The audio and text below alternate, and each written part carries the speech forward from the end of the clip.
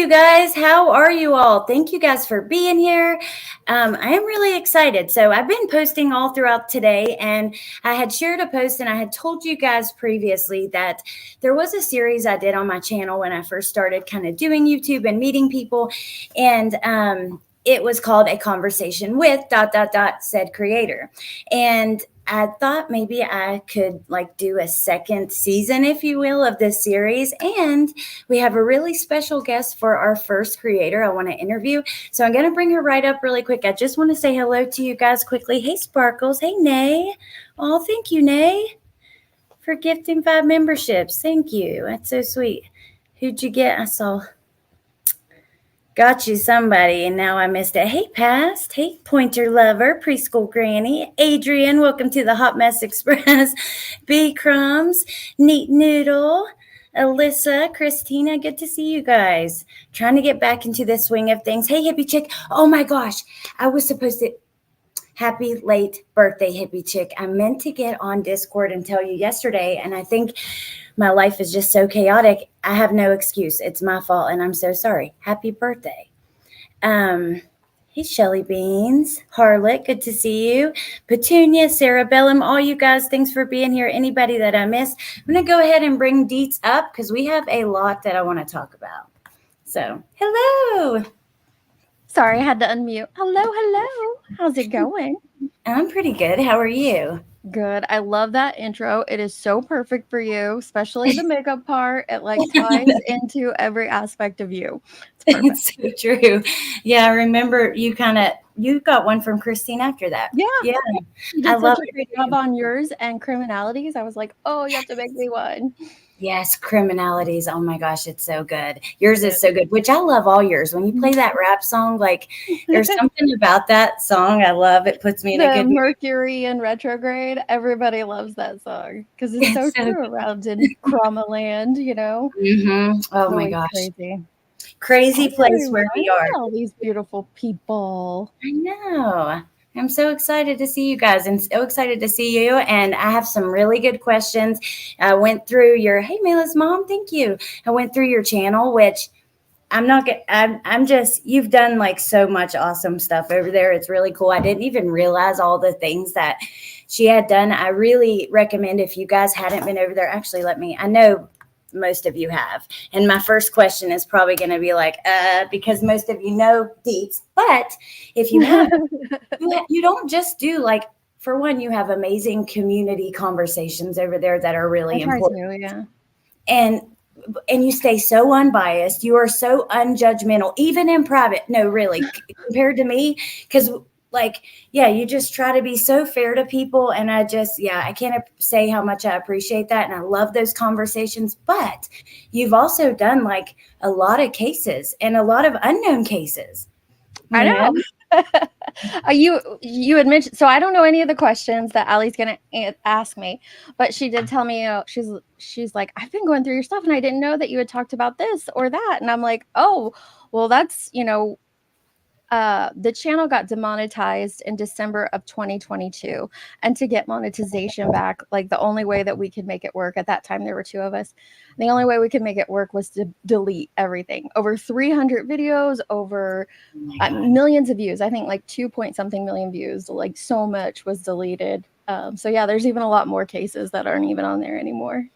Oh my gosh, I cannot believe that. Just sucks so much, which that's kind of how we met, really, was through that, which it's not a great feeling when you get that email. Or actually ATS News called me and she was like, hey, your memberships are paused. What's going on? And I will never forget that feeling. I was like, oh no, what happened? Well, we didn't have memberships. We're solely a clip channel at the time. And I don't think we found out for a couple of days because it just wasn't something we paid attention to. The monetization, when you don't do memberships or super chats, it's not like monetization brings in a ton. It can, but not a ton. Yeah. So we were mainly using it to kind of pay to keep the channel going, which was the beautiful thing. And so it took us a few days to even realize that that's what had happened. And then it took us 2 months to fix. Oh my God, what a pain. Which I got to say, the way I know that I found your channel with Krama, but a lot of it was also clips through Gabby or Summer. Sometimes you would clip things. Summer. were really important and not necessarily always being talked about. There's a lot of rumors that go around here and not a lot of truth, and that's just the way it is. Yeah. Hey, Wolfie. Hey, Queen Bella. Queen Bella said, I literally cried when Deets quit. When she took her break, it was awful. Deets did membership so we could have emojis. Well, Yes. and this is another thing, which I might touch on it, but you donate your memberships to different 100% of the revenue that comes in.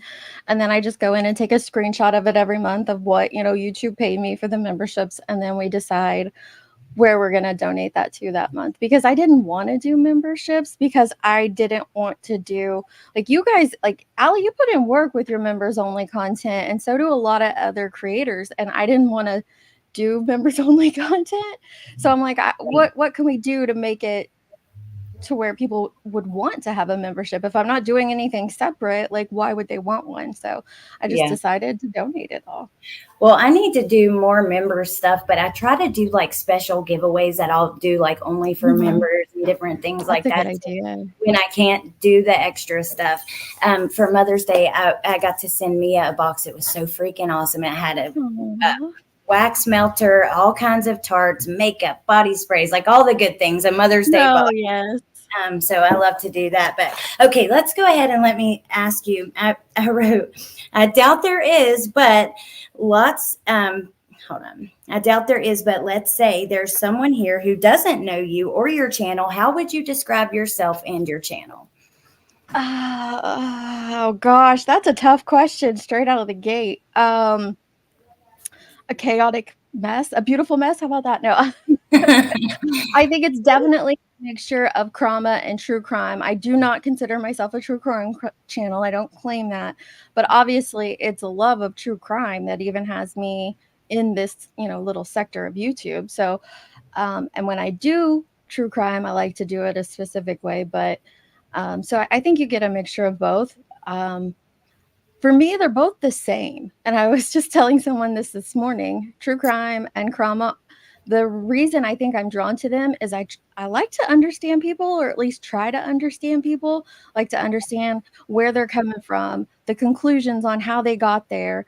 And a lot of that is knowing their past and their history. Like, you and I could go through the exact same situation and we might handle it completely different. Chances are we will handle it completely differently, because there's so much that goes into that, from our past traumas, our past interactions with people, the way we were raised, things like that.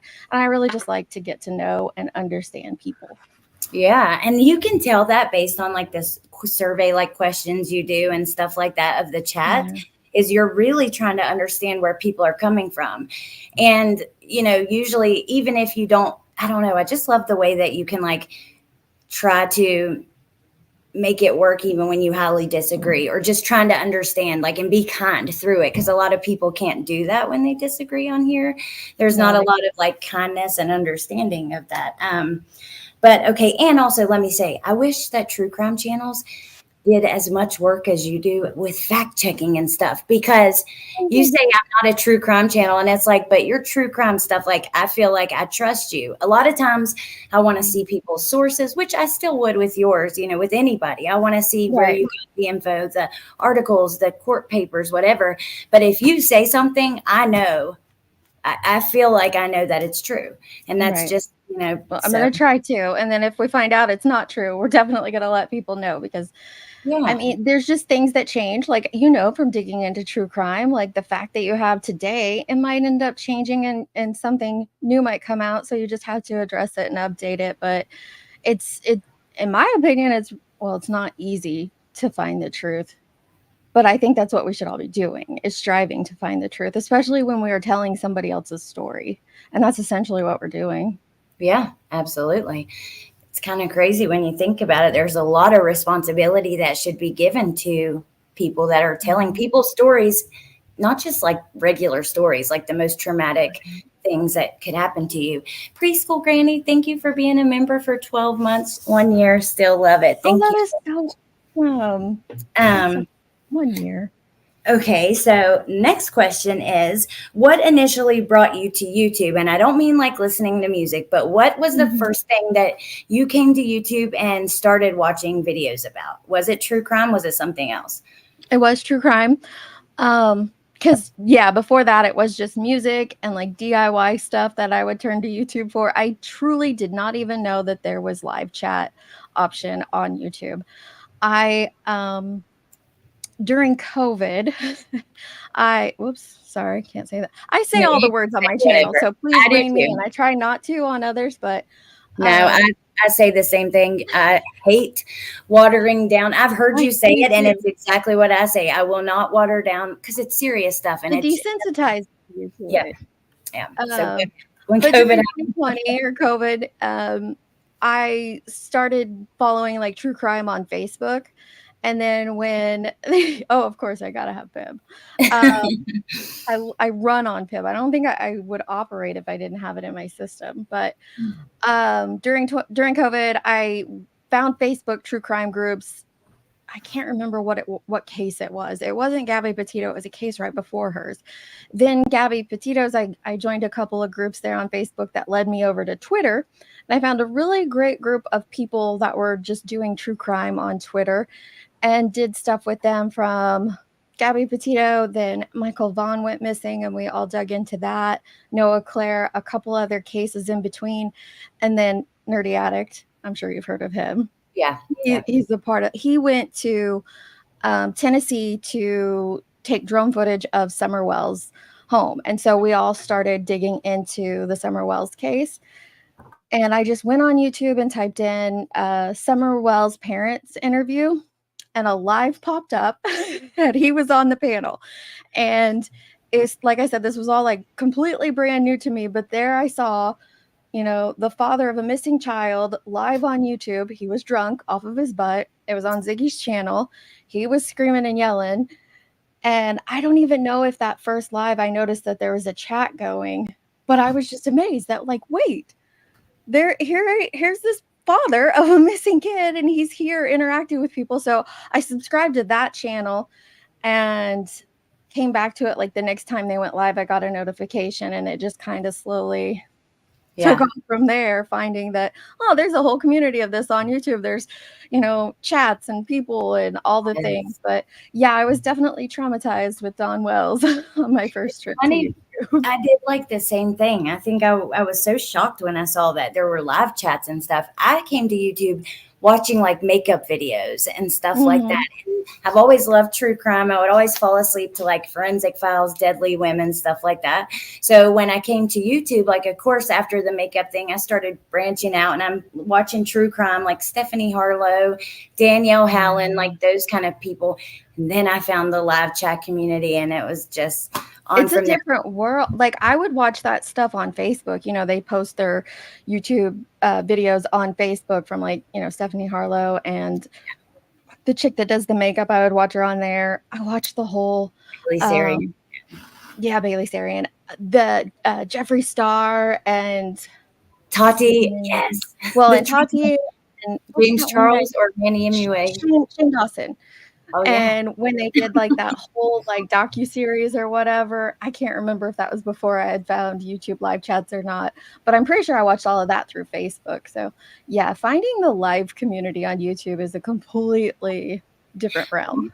So you watched all of that because like I watched that series with Shane Dawson too, and I didn't know that I didn't even know that you could like watch that stuff on Facebook like Well, I that. don't know if it was just people sharing it or what. Like, it just didn't compute to me that, like, yes, these YouTube videos come from here and there's communities over here. So Right. Yeah, I like think, people. and I was also just a really busy mom at the time. All of my kids were in high school and stuff. So Yeah. when I found YouTube live chats, it would have been, I actually think I looked this up. It's sometime in November, I think, is when my original YouTube name was created. So like November of 21 is when I found YouTube Wow. live chats. I It's had to so create something to be able to chat. Like, I yeah. didn't even have an account before that. And we still see people coming into these true crime communities just like that. They might be following a case, and I see it all the time. You really do. People that they're they're kind of new to true crime, and they really fall victim to a lot of the bad stuff that happens over here at first, because you don't know, you just don't know what you're in for at first. Right. But first, let me say to B Crumbs, thank you so much for gifting 5 memberships and for being a member 13 months. And then Shmita has been a member for 13 months, which is so cool. Thank you guys. And then, hey, Jonesin, I saw Jonesin come Jonesy. in. Rando. Hey, Grandma Sherry. I love the wax melt. Oh, I haven't done the review yet. I'm so excited about that. Hey, Bieber. Hey, you guys. So many awesome people in here. Okay. That excites me. Okay, so before I go to my next question, just like, not in this community, but are there any other channels that you would recommend that are like true crime channels that you trust? Lawyer, LawTube, not necessarily like anybody around here, because I know we have a lot of friends and people we love and stuff here, but like outside of this. Well, Sword and Scale. I love Sword and Scale. I love listening to their true crime podcast. They're amazing.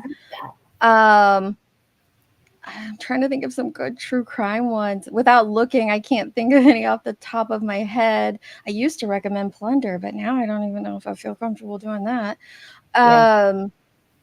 LawTube, though, here lately, I have been very into LawTube, and I've been following Emily D. Baker and Law and Lumber, Runkle of the Bailey, Lawyer Melanie Little. There's just some really great LawTubers out there. And their opinion's really important in my book. Yeah, because, oh my gosh, this is such a good point, though, when it comes to like these police officers and stuff coming on here. When you see someone who has retired in the field, works in the field, has went to school for years for this, you do take their opinion a little. Judy Ron.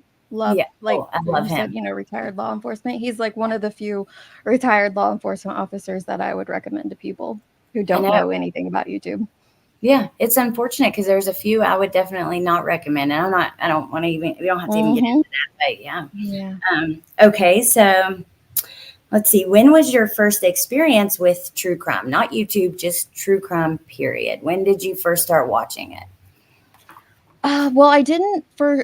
My first experience wasn't watching it. It was actually reading it. In high school, my best friend was into reading books about like serial killers and stuff. And I know that sounds weird, but it wasn't just serial killers. I guess it was all sorts of crime. She had just found the genre of true crime and started reading.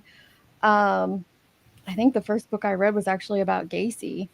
And I was just like, this is crazy. And again, the draw for me was just trying to understand that individual's mind and what they were like, what possessed them to even think of some of this stuff, let alone act it out. And so that's kind of where I started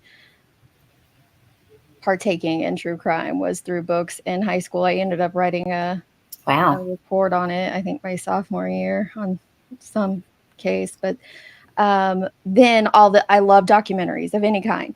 I will pick a documentary to watch over a movie any day of the week.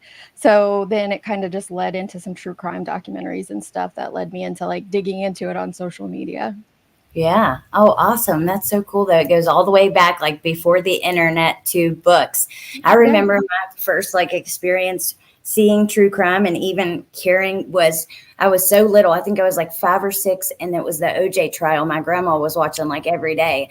And I'll never forget when he was found not guilty. My grandma was just so upset and just floored. And that really piqued my interest. Like, kind of, I guess as a kid, I'm just like, why do you even, why do you care about this? What's going on here? And so that's so interesting. I heard, I think it was Criminality to say that, that's kind of one of her, like, she watched the Bronco drive by. I didn't hear of all that stuff at the time. We were just a family who didn't watch a lot of TV. We were outside doing things and just super active. So I just didn't ingest a lot of TV stuff. So yeah, it was definitely books in high school. I've talked to Teresa about that a little bit about, we've had that conversation. Bellis, thank you so much for gifting 5 memberships, and occasionally good Tara. Thank you for becoming a member. You guys are way too good to me, and I just appreciate it so much. And Bieber, that's something me and my mama would do, is watch true crime together. She's the reason I have such a passion for it. God rest her sweet soul. And I just want to tell you, I love you, and I'm so sorry for what's been, what you're going through. Mhm. I love you, and yeah, I can't imagine. And if you need me, I'm one call away. But okay, so Deets channel evolution, and we don't have to get into like anything you don't want to, but I do want to talk about, because the other day during your live, you played a video and it had your little avatar, and someone Yeah.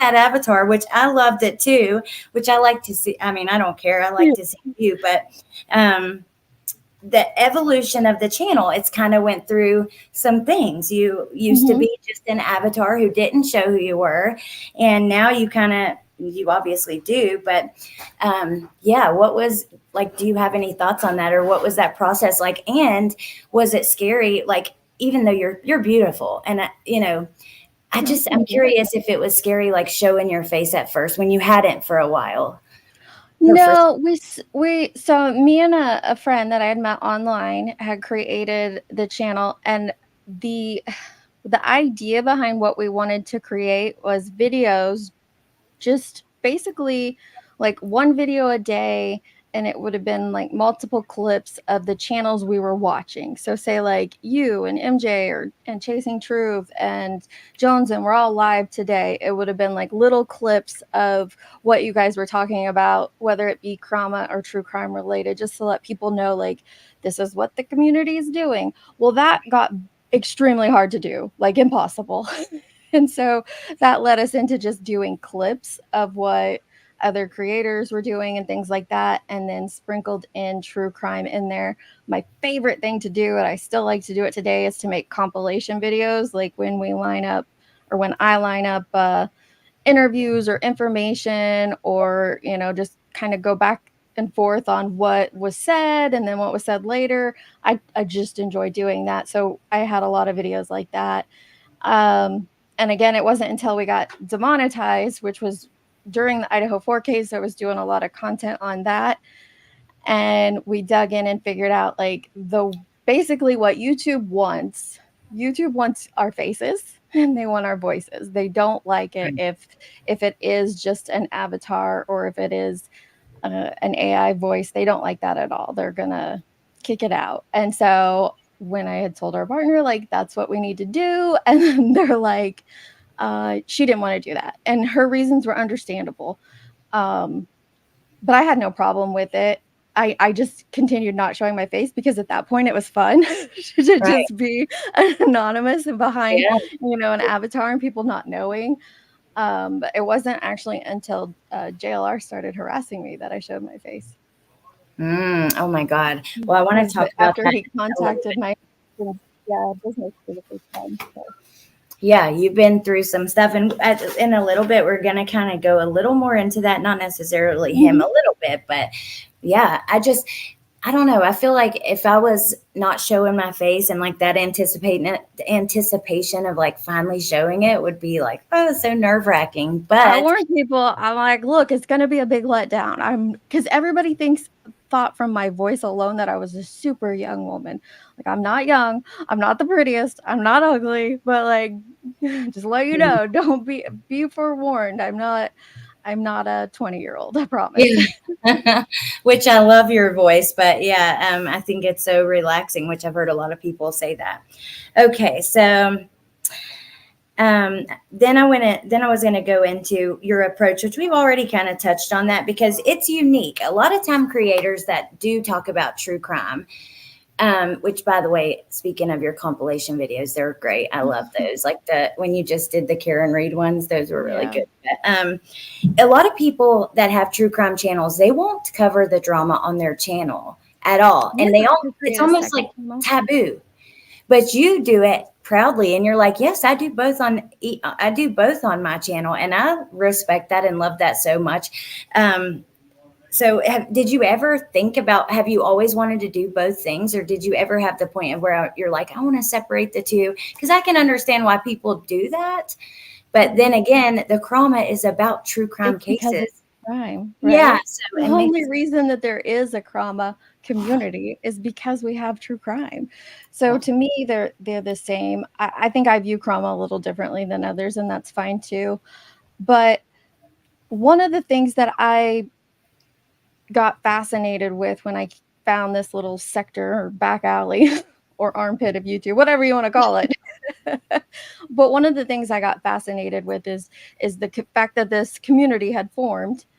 And just like with any community, I don't back in the day when my kids were babies, I was part of like a Gymboree message board and a couple of other mom chat boards and stuff. And inevitably, inside those groups would always be some sort of drama or some sort of situation Oh because yeah.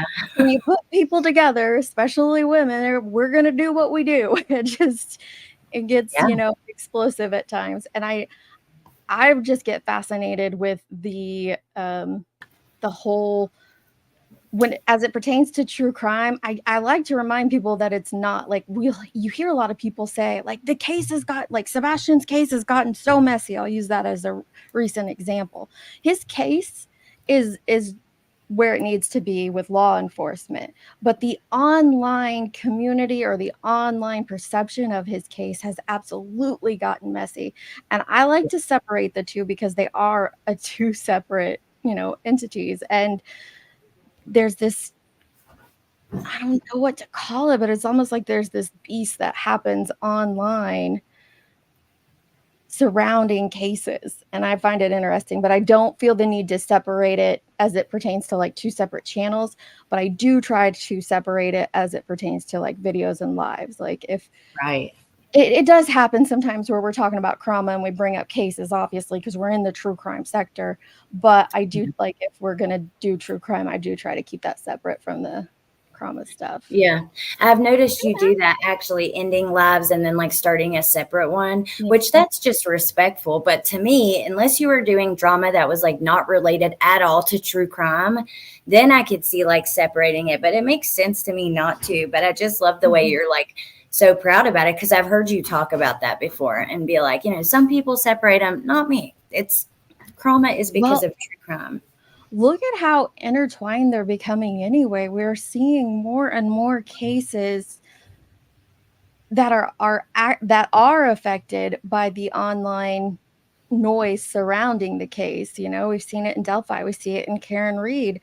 Um, I don't know if it's affected like Summer's case, but I do believe it has based on, you hear law enforcement like a case, it's almost like a repeated cycle that we can predict that they're going to come out, they're going to tell us about the case, and then within a few days or a week or so, they're going to say that please don't report anything you've heard based on rumor or speculation online. It just always happens the same way.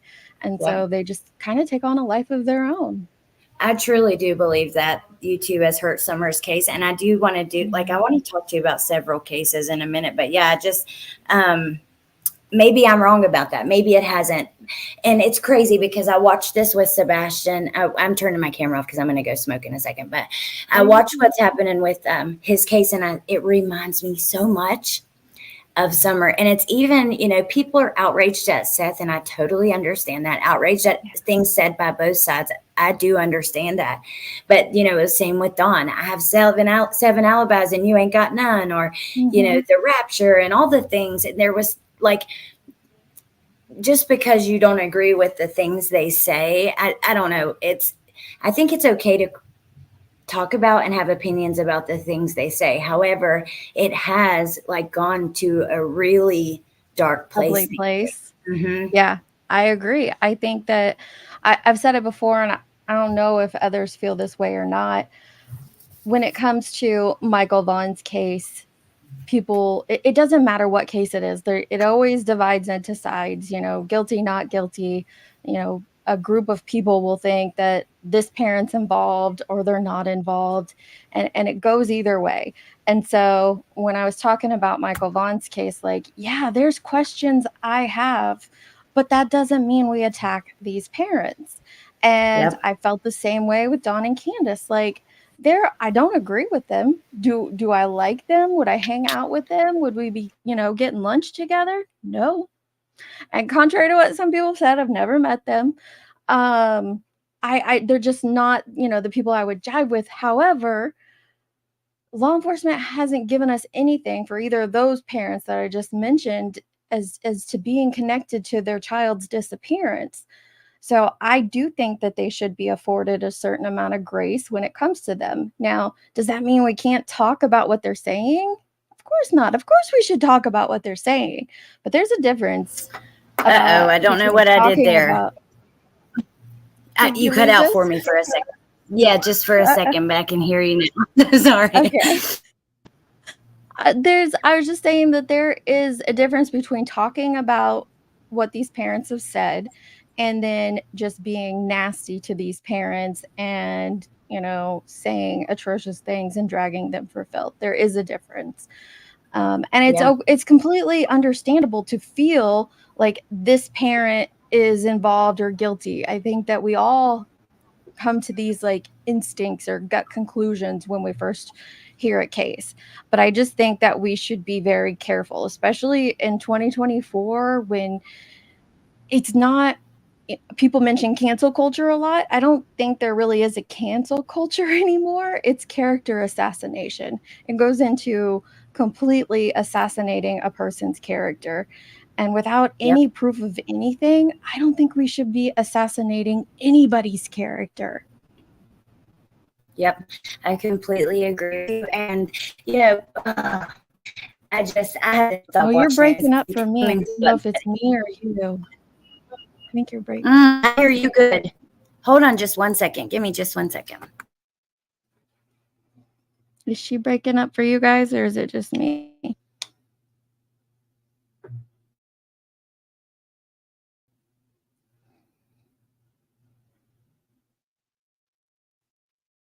Allie's a robot. Okay.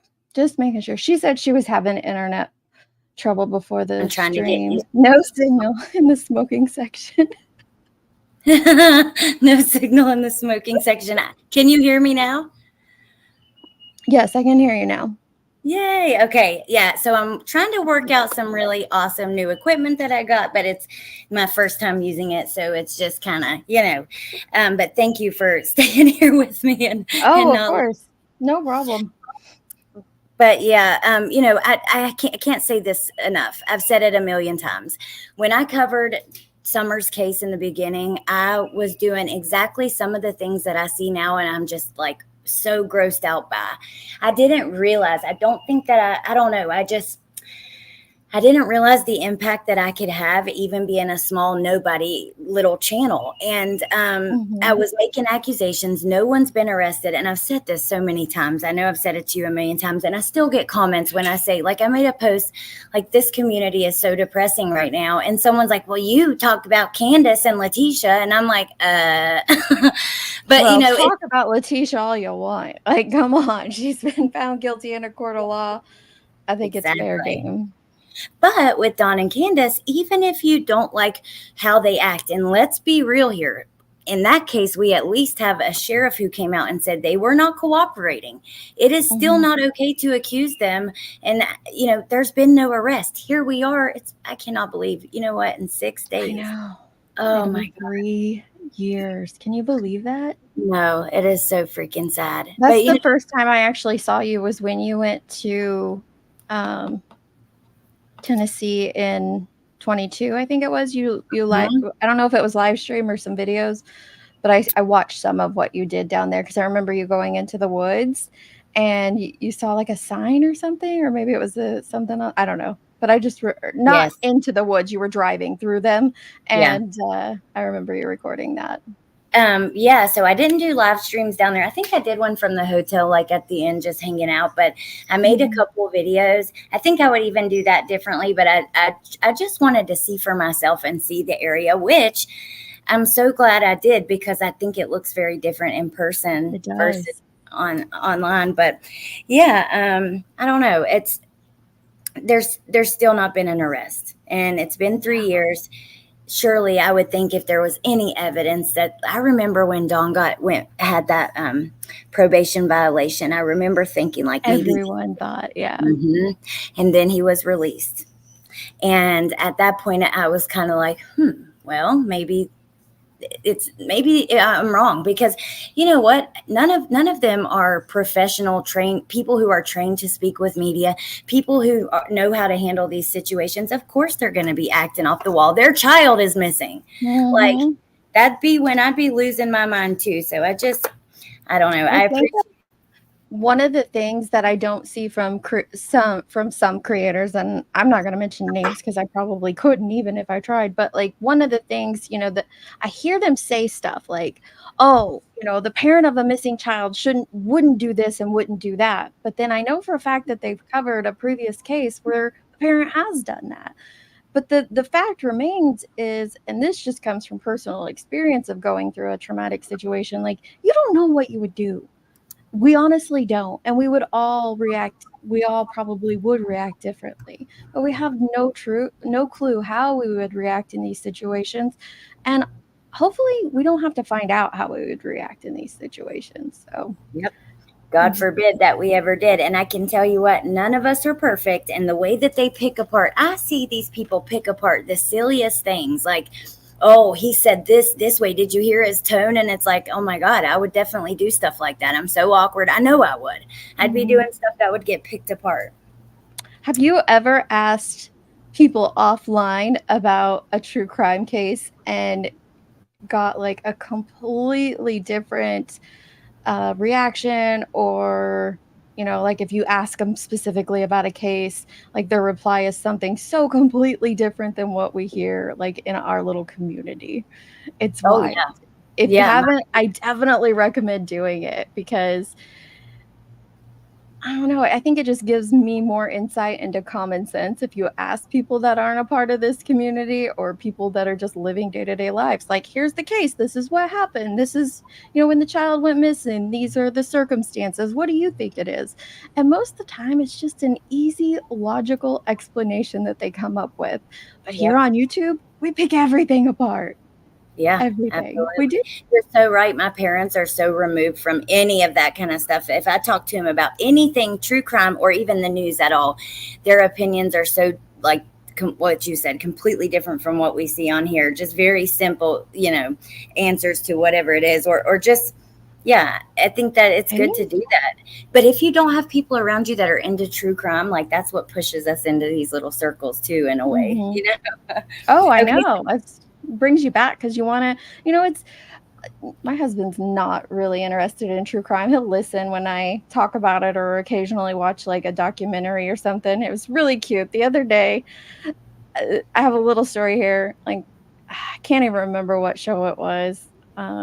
Since this is out there, my husband's in nuclear energy, and there was a movie that came out. Oh, it was about 3 Mile Island, and it was like a little docu-series about 3 Mile Island. And he's like, "You want to watch this?" I'm like, "Of course." So we sat down to watch it. He was pausing like every 2 minutes to be like, "Nope, that didn't happen. That's not true. That's wrong, blah, blah, blah." And so we keep going. A couple minutes later, he'd do the exact same thing. Finally, I'm like, "Luke, let's get through this. And then at the end, you could tell me where they screwed it all up."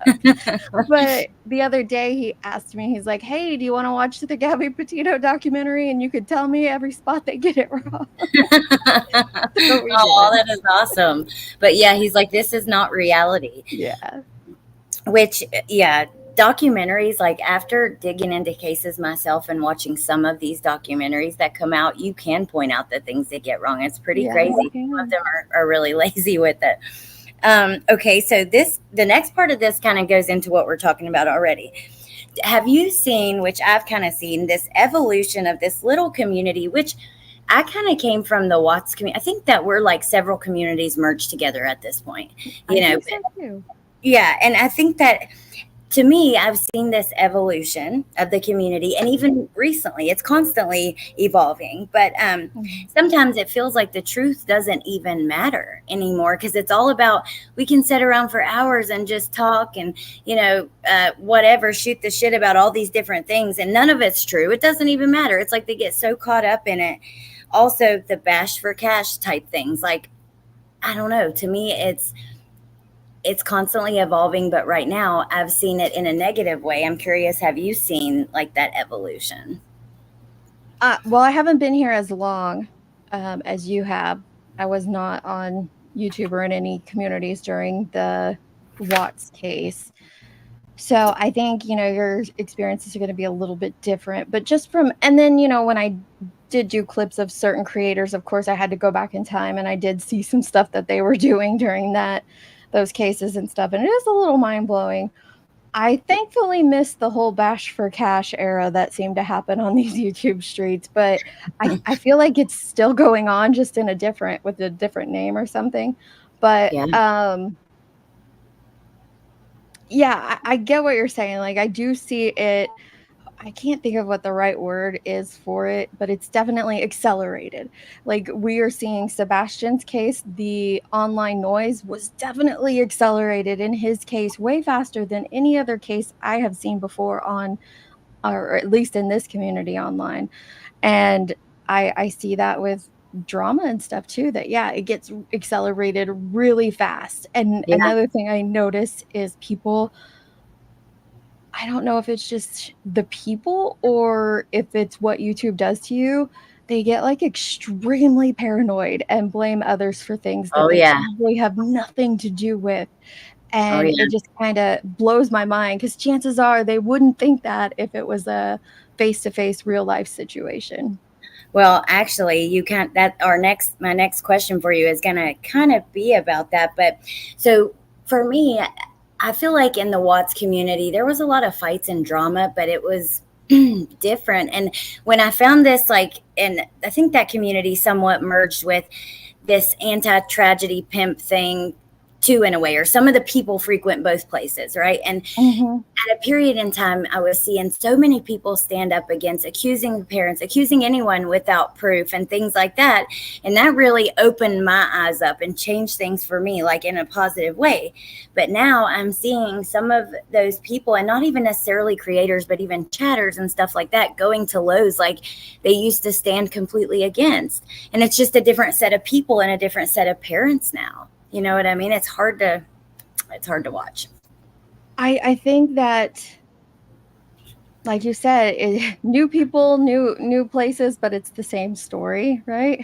Um, yeah, Thor. That's the honestly, I typically, if I join a Facebook group now, it's just to kind of grab some info about a case. I'm not like an active participant in any Facebook groups, but uh, Facebook, Twitter, TikTok, honestly, they are just as bad, and a lot of them are way worse than even YouTube. It's insane. They're brutal. They're all like, over here we call some people, no, I shouldn't say we, but some people call the slightest things doxing. Like, if we don't know Thor's picture, someone would say that sharing Thor's picture would mean you're doxing them, and you're not. Over on Facebook, they're gonna dox everything. They're gonna put out your mother, your brother, what dog you had at 3 years old, like what you ate for breakfast yet. Like, they like do it all. And Wow. there is no shame in it over there. TikTok's pretty similar.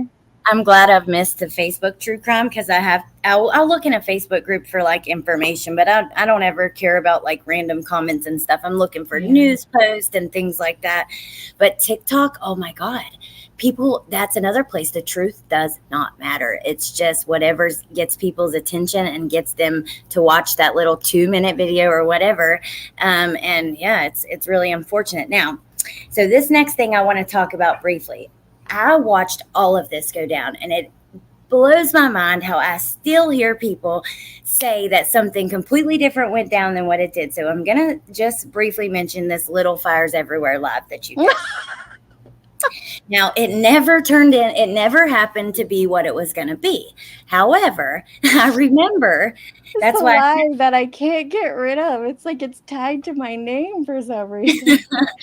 And I was there like from before it even started. I know exactly what it was about. It was going to be about this stuff with Brittany J Mhm. and some of the people in my community, and it got sidetracked. But, Mm. I will hear, not too long ago, I heard like some random people talking about it on somebody's panel, and they're just like, yeah, I know that live was about this or about that. And none of it was true, but they're so dead set on, and they say it with such passion, like they know they're right. And that's what that live was about. And it truly wasn't. And you Yeah. admitted it and have always said what it was about. And now it's, oh, she said it was about something else. Like, Can I tell you guys a secret? Not that it's a secret now that I'm telling everyone. The only reason I keep that live unlisted is because it ticks everybody off, because they think it's about something different. oh my gosh, it's And I just unbelievable. have fun with it. But no, it was. it's been completely transparent. Nothing about it's been edited. It's all still the same. It's got the chat and everything. The description's still the same. I think what it is with Little Fires Everywhere is that what happened is the live was supposed to be about, my previous live before that was a community thoughts live, and that's what I call them, talking about money. And Brittany J thought I was like directly targeting her with that live, and so I had spoken with her on her live panel, letting her know that no, it wasn't about you, but you gave me the idea for it. Because I didn't see anybody talking crap about her in my live. I think there was one person that said something about her, and it was quickly deleted. So I didn't know why she thought it was about her. There was also a couple other creators that came into the live and said, "Oh, if you're talking about me in this situation, you should just say it." And it's like, we're not talking about anyone. We are literally talking about what subscribers and even other creators feel about money on this platform. Well, after I cleared it up with Brittany what it was about, I had several people reach out to me because Crime Time with Mal had just done her live, I think the same night or the next night, and the people encouraged me to go and watch that. And so I did. And so that's kind of what my live was going to be about, talking about that situation. And Yeah. at that time, I thought that, look, I didn't know the ins and the outs and the behind the scenes things that went down.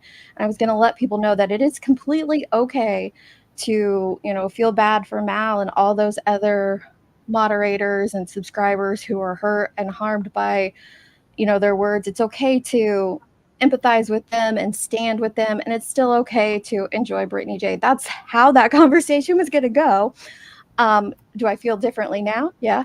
But we got sidetracked so quickly because the situation had went down with Glare and Nunya, and they Mhm. both ended up in the chat, and they're talking about it. And I knew we would end up talking about that day also, because it was such a hot topic thing, which is why I titled it Little Fires Everywhere, because there were so many like little things happening all over the community. Right. But we just got to that portion a lot quicker because they're in the chat discussing it. And I was like, do you guys want to come up and talk about it? And they did. And so then it just went from there. And the whole conversation ended up being about them and that situation and all the Well, that went down that weekend. I That's have to it. vouch for you though, because a lot of the people in Mal's life and a lot of the things that were happening were some of my most dearest friends that I love so much. Yeah. And it was an awful situation. The whole thing, like everybody was so upset. And I remember the next day because I was anticipating, looking forward to your live about it all. So I know for sure that's what it was about. And it's just, yeah, it's interesting how, If things you go kind of, back and watch the beginning of it, that's the first time that you see a lot of people in my chat that weren't in there prior, like Merp and Claus and a couple of others that weren't, they might have been subscribers of mine, but they weren't in my live chats prior to that. That's because they were there for that conversation, because that's what and so I know I've heard Brittany say, not too long ago, that live was about her. It wasn't necessarily about her. It was about the situation surrounding her, about Crime Time with Mal and what she had shared on her live. And I was going to play some of that. Honestly, and another thing that happened on Little Fires Everywhere is I'm pretty sure that's the one where I lost my crap and yelled at everyone. I think that's why people think it's about them, is because of what I said when I yelled at everyone. But yeah. Oh, I don't remember um, that, but I who do knows? remember listening to. I was swimming, like I was like laying out and listening to like Nunya and Glare and all that stuff afterwards. But okay, so my next question is gonna like kind of follow up to that. How do you handle it when there are mistruths told about you? Like, what would you suggest to other people? And what has that experience been like? Because being lied on is like the worst feeling, in my It opinion. is. It's different because I don't have that happening in real life. So knowing how to handle it, well, it was my version of yelling, Bendy, my version of yelling. um, Knowing how to handle it online is completely different than how you do it, I think in real life. And I don't know that my way of handling it is the appropriate way either at all. But I like to just show the proof of like, oh, this person said this about me. That's a lie. And here I can prove it.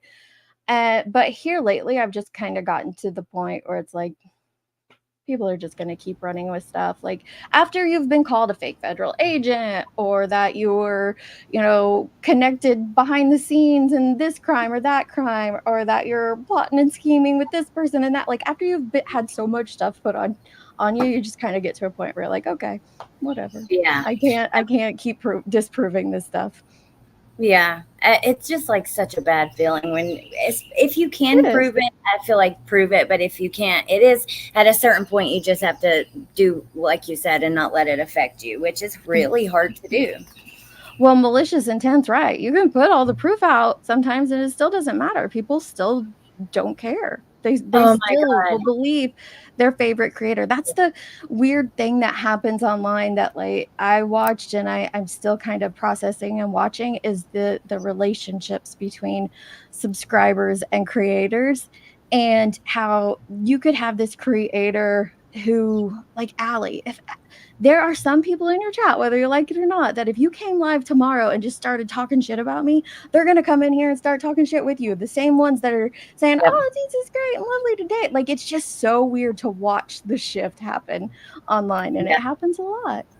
Oh my God, it blows my mind. I cannot like if a the chat, the way that they follow, it's sad, man. It can be really sad seeing people flip like that, but it definitely happens. And Nunya, good to see you and good to see all you guys coming in. She says sometimes addressing the lies makes things worse and it's exhausting. It is. I think it's probably a personal thing. I'm sure you've been lied about online too. I know that for a fact. Like what do you do sometimes? Of course you want to clear your name, and then other times you're just kind of got to weigh the options and see, is it really worth it to go through this headache? Because it's so stressful. the people that want to believe the lies about you are not going to believe the truth that you share. Yep. Oh my God, that's so true and sad. Hey, Lynn, I love Lynn from Checkmate Humanity and Disorder in the Court. But you know what? Like that phone call, when it was said I made that phone call, I did not make the phone call. I was live at the time. The girl came out and said, even after she came out and said it was me, and here's my call log, and here's what I emailed Steve or Officer Fry or Chief Fry or whatever. People still were believing it was me. Oh, no way. It was Alex. She got somebody who sounded like her to come forward and say it was them. And it's like, oh my God. Okay. That's what happens too, is they come up with a whole new conspiracy, right? Yeah. Like, oh, she's trying to clear her name. No, it was this instead. I've seen that happen so many times.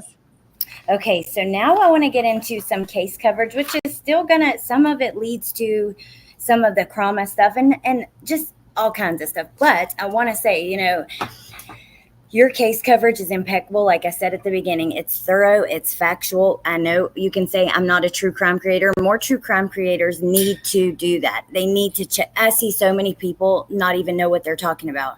Oh my God, I got to tell you this. I was at the beach and I was listening to someone and they were talking about Chris and Katie's house being searched. And they're like, people say it's been searched so many times, but there's no freaking way that's true. I don't believe that. I'll have to see it to believe it.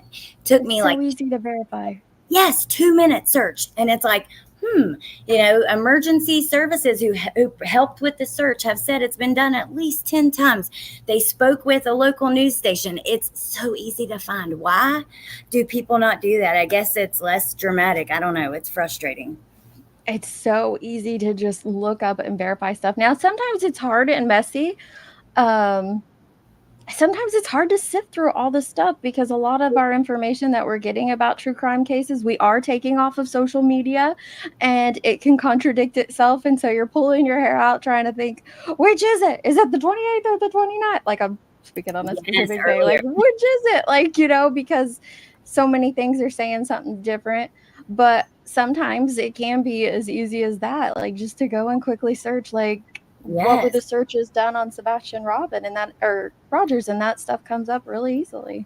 Yeah, it does. Hey, honey. And also, I wanted to say hi to Unsupervised Maniacs, which I love her channel too. And Lynn says it's not hard to say I don't know, but some people are not capable of admitting that.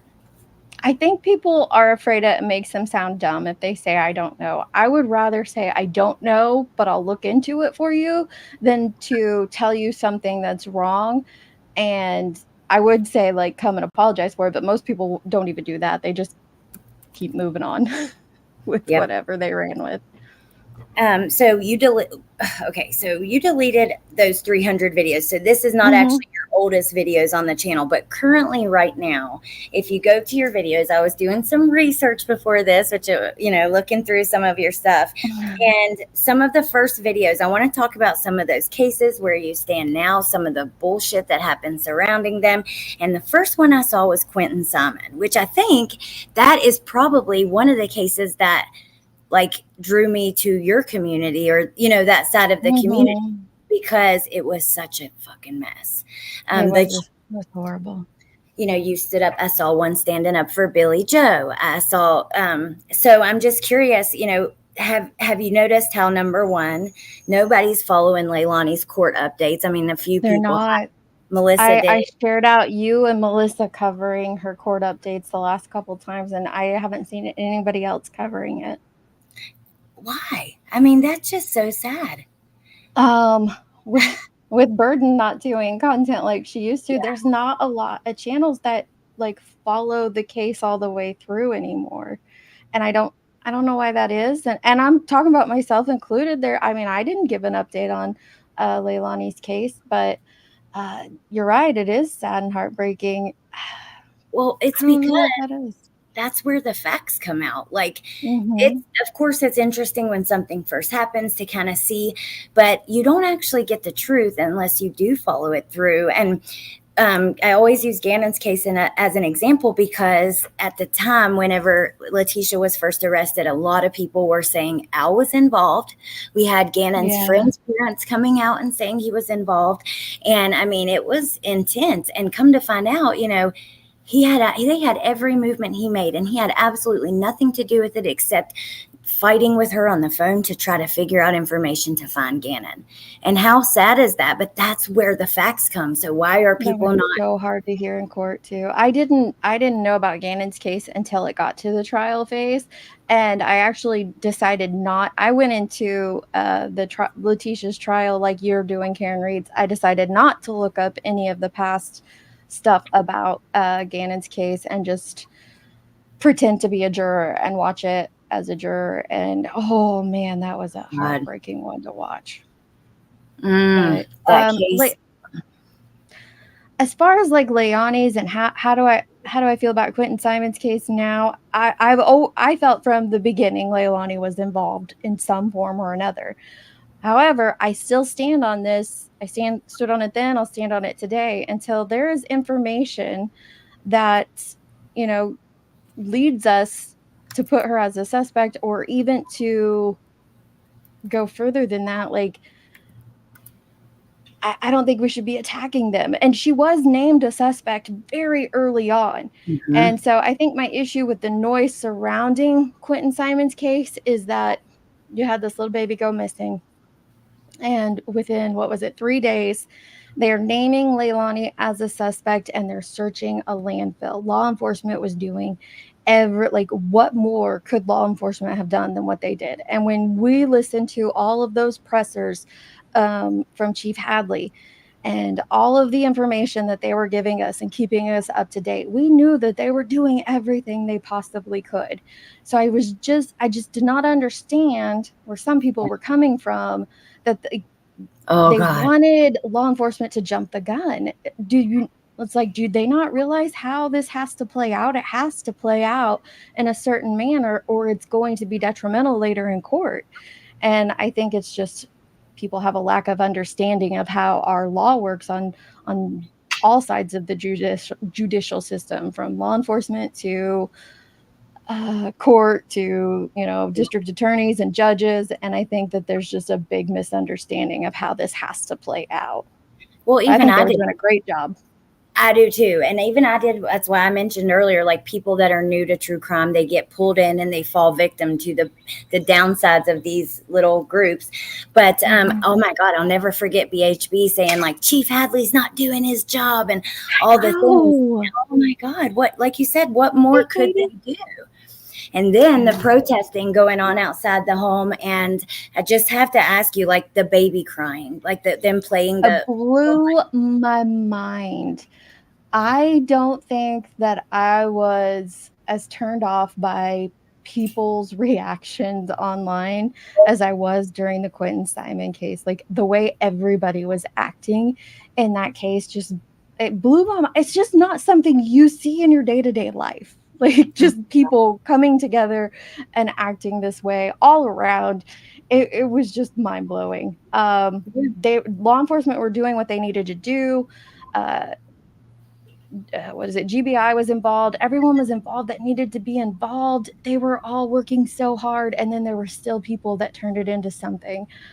It blew my mind. It was so gross. The baby crying, the screaming and yelling at people that you don't know going in and out of the house, saying they're supporting a baby killer and things like that. Like, what did they want them to do? It's not like, even if someone there at the house was like, Leilani, you should be in jail. I'm gonna haul you down to the police station. It's not like they would have arrested her. They had to, dot their I's and cross their T's. So like, I just didn't understand what people wanted or expected from them. I know. And like the Billy Joe stuff, like I'm sorry, but I can't help it. I know that she messed up. I think that she will pay for what she did for the rest of her life. If you could not watch the difference in watching Billy Joe and watching Leilani, Billy Joe was just grieving so hard, heart ripped completely out of her chest. It was so hard. It was just so hard. So, and Chronicles said, "Is it okay to share out? Didn't know if you wanted it more intimate, and if you want to, and I appreciate that so much. That's super sweet."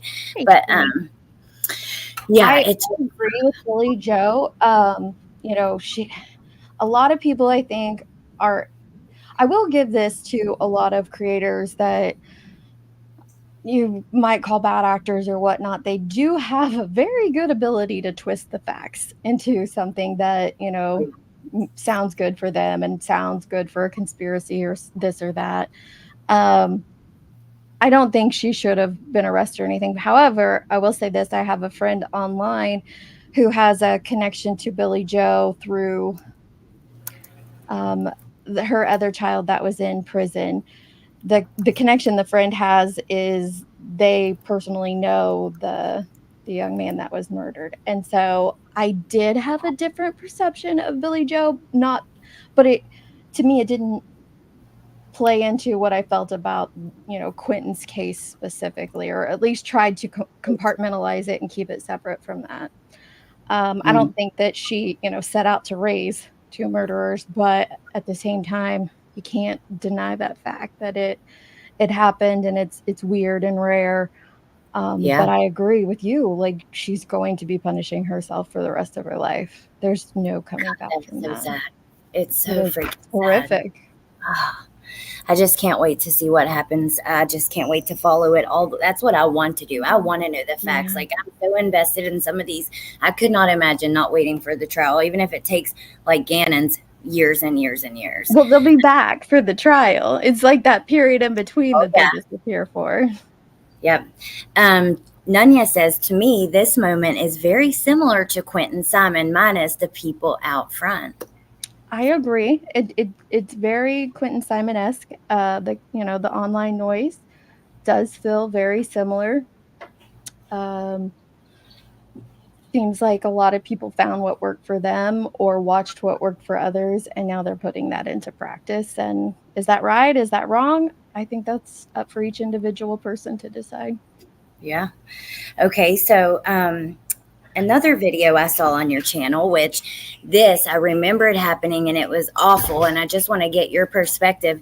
When Brandy Neal had asked Mallory, another channel, to take down, I think it was Michael's name out of the title, but I watched it way back then, but I didn't watch the video today, but you had covered that too. Oh, MK, thank you so much. Aww. But yeah, I'm curious on your thoughts on that. And how you Mallory feel about she had done a live and she had said some really gross things, not just about Brandy, because I'm not going to change a person's opinion about the parent or whatnot, but the things that they say, they can absolutely rein them in. But it wasn't even just about what Mallory was saying about Brandy. That's what she was saying about Michael. She was saying some disgusting things about Michael that I won't even repeat, like what in all likelihood what had happened to her and or to him in her opinion. And Brandy, I can't remember. I think she actually went into Tiffany Marie's chat when it was being discussed. And she had asked Mallory, because Mallory was up on the panel there, and she had asked Mallory, please, she didn't even ask Mallory to take it down. She just said, please remove my son's hashtag from that video so that when people come to search for information about Michael, they don't see that. Yeah. And she refused for a while. And eventually, it wasn't until all the stuff went down with her and Molly Golightly that caused like a big blow up on YouTube that was one of the things that people pressed on Mallory. Like, if you say you're changed and you're not about these ways anymore, take that video down. And she finally did remove the video. Oh, wow. I didn't know she finally did, which that's Mm-hmm. awesome. And I mean, people can always change and do better. And if you don't give them the chance, then what's the Yeah, point of even talking about all of it? You know what I mean? If you don't give people the room to grow. But I don't know. exactly. So, Michael's case, I know that you followed that very closely. I wanted to kind of lead into that just for a second. I haven't followed it as closely. I know that there's also been a lot of attacks and accusations against his family, A right? lot, especially in the beginning. Um, Which is one of the things that so I know Michael's case better than I know Summers. I heard about his case. It's like 3 or 4 days after he went missing, maybe two. Like it was quick. We heard about it, and unfortunately, it did not get the same coverage that Summers did. And I think it's because he didn't get an Amber Alert. Now, by coverage, I mean on YouTube. It was very big and popular on Facebook and Twitter at that time. It was all people were talking about. And at that time, honestly, I hadn't even heard of Summers, but I had heard of his. So I think that we kind of get stuck in this idea that this is the only community discussing true crime, and it's far from it, Yeah. far from it. Oh, yeah. But there were a lot of people really digging into Michael's case, and like there are people now who like to compare cases, and I don't think that's fair to do. But one of the things that always stands out to me is, I've heard a creator who I know supports Brandy and Tyler come out and accuse Katie of not involvement, but says it's suspicious that Katie waited 8 days to talk to media. Well, Brandy didn't talk to media until December of 21. So we're talking months after her son went missing. I don't think either are wrong. It's just weird that people make that comparison, or, well, they're not even making a comparison in that instance. They're just saying that somehow Katie's guilty because she waited 8 days. But you support this mama over here who waited like 6 months. It just doesn't make sense to me. But See, yes. it wasn't like they were getting attacked online at first. Like within the first couple of months, I feel like people had questions because not a lot of info was coming out and they were not speaking out. So we weren't hearing from the family directly. We were just taking everything that we could from others in the community posting. There was a couple of interviews online with local searchers that were involved on like radio stations that we found, and others were just kind of digging into whatever we could find. And then Brandy was a part of some Facebook groups and she would comment in there. And then she finally came to Twitter and did the infamous Twitter Spaces, and that where they spoke out on Twitter in December and January of 2021 and 22. And the first time they spoke out in that very first Spaces, I remember listening to it, and the timeline didn't make sense. Like, wait, you wouldn't have had time to go from here to here to here. And I view that differently. I view it as like, doesn't mean that they're guilty of anything. It just means that things happen. There's a reason that these parents can forget stuff or leave things out, or maybe it wasn't important to them, but the person asking it on Twitter feels like it's a vital moment in the case. But after that happened, they started to receive a lot of hate. a lot of hate. So then it got really messy, and I want to say it was like the beginning of January, maybe even the end of December.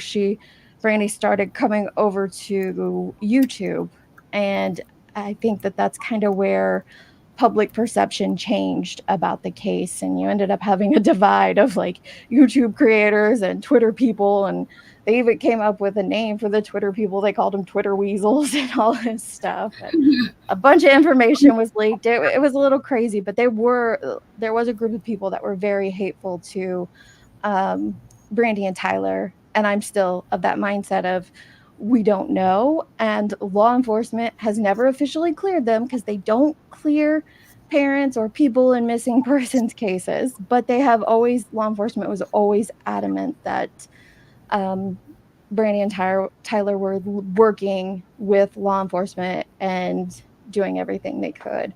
So I just stood on that. Yeah, well, I mean, oh God, that case, I don't know as much about it. I do know when those recordings and things were released, it was hard to hear, but that doesn't mean that, it doesn't mean anything else. You can't really go any further than that with your accusations based on that. And I've just kind of left it alone. Unless I looked at the case closely, I don't really have a lot of thoughts on it. I hope and pray he's found one day. It's just, and then the way that those interviews were done on here and paying suspects and oh my God Almighty, that was just. I was so grossed out by that, and I hadn't covered his case on YouTube very much at all. Like a few clips here and there, a few updates here and there, but not like heavily. But when that came out and they started doing those interviews, and that one interview where that creator got, so close behind the scenes and was like toying with Stacey Wandra, I was just so disgusted by that, because all I could think of is you're actively interfering with the suspect. Like, Yeah, what is going on here? Like, that's what I think. Who the hell do you think you are that you have the right to do that? If you care at all, half the time I look at these people covering these cases and I'm like, you don't give a damn about this child. And it's sad to say that, but it's true. It's about the views, about the attention, about whatever. But Allie, you're so right, because if it was about like what they had gathered behind the scenes and it was going to help the case, then we would have never heard about it. It would have, whatever they had gathered, those phone conversations that they had gathered would have went straight to law enforcement. But that's not what happened. Those phone conversations got played here and used here as content. Therefore, it's not about the kid. That's not why you did what you did. Don't try to tell me it is. Exactly. So it's just disgusting. Okay, so you've also covered a couple that I don't know as well, like Alex Murdaugh. I didn't know that one as well. I've followed Dylan Round some. You have so many. You used to have a thing called Unsolved Sundays where you were doing unsolved cases. I love that, though, that you have covered so many different things. You're not just covering the most popular case that's out there, and I think that says a lot. But the Athena Strand case, so I saw that on there today, and it got me thinking, wasn't that the one where they were blaming her family or the people that were taking care of her? Actually, that was when I came back. That was one of the first videos I made after we got monetization back, was who was Tanner Lynn Horner. And he's the guy that killed Athena Strand, or allegedly, or is, he hasn't gone through all of his court stuff yet, but he was the FedEx driver. And they absolutely were. And it got so gross in the beginning. I remember they were saying that there was some searchers that came out and said that the family forced Athena to live in this shack on the property. No, what it was is they live in a modular on that property, and the one that they had moved out of, the mobile home that they had moved out of, was still on the property, just like shoved in the back, and it was all ran down. So someone just came up with these stories. They were attacking mom and dad really heavily. And I remember the night before we found out that it was Tanner that was involved in it, the night before that happened, people had started going in on Athena's biological father. Now they were kind of hinting about him before, because remember, he had went away for a hunting trip, fishing trip, some kind of, trip like that. and had to come back. And so people were like, oh, maybe he took her and went somewhere, and they're trying to figure out the distances and stuff. And so they were kind of hitting involvement from him before then. But right before we found out it was Tanner, people had discovered her dad's social media accounts on Twitter, Facebook, and I think maybe even Reddit, and found that he was into Viking cosplay, which is no big deal. The dude's into Viking cosplay, but people were starting to eat him alive for that and come up with the grossest accusations. And then it was the very next day it came out that it was the FedEx driver. I mean, how that if that doesn't show people that you need to take a step back, no matter how you feel, what does? Another one which you covered, and you do a lot of debunking on your channel, which I love and other people love too. The only reason I didn't turn my camera back on because I'm outside and it's like really hard to see me anyway. So, but you've done a lot of debunking, and with Idaho 4, there was, before Brian was arrested, Hoodie Guy, he was heavily accused. Even Steve came on because of all the rumors online and said, this one guy, we want to talk to him. He's apparently in Africa. They had his hunting pictures off of his mom's Facebook. He's got this knife that looks like this gun. I mean, it was horrific, and come to find out, it had nothing to do with it. Jack, Kaylee's boyfriend, nothing. And at that time, I had not had this like awakening that I had, and I was even kind of blaming them. And a lot of like people were. Such a lesson. I was so skeptical of, after Steve came out and said that, and then you see the hunting pictures and all that with Hoodie Guy, I was like all on board with that. I thought, oh my God, like you see him in the background of the food truck video, and he's at the club, like all the things that came out, and it wasn't him at all. And now, how do you unruin somebody's life? How do you get all that? You can. I don't think you can. I think some of my favorite debunking, I'm trying to look here at what I like. Obviously, debunking the Chris McDonough glove was one of my favorite moments, videos. And I don't even think that video, it doesn't even have 1,000 views, but he noticed it, and he even commented about it in his next live stream that he was wrong about the glove being involved.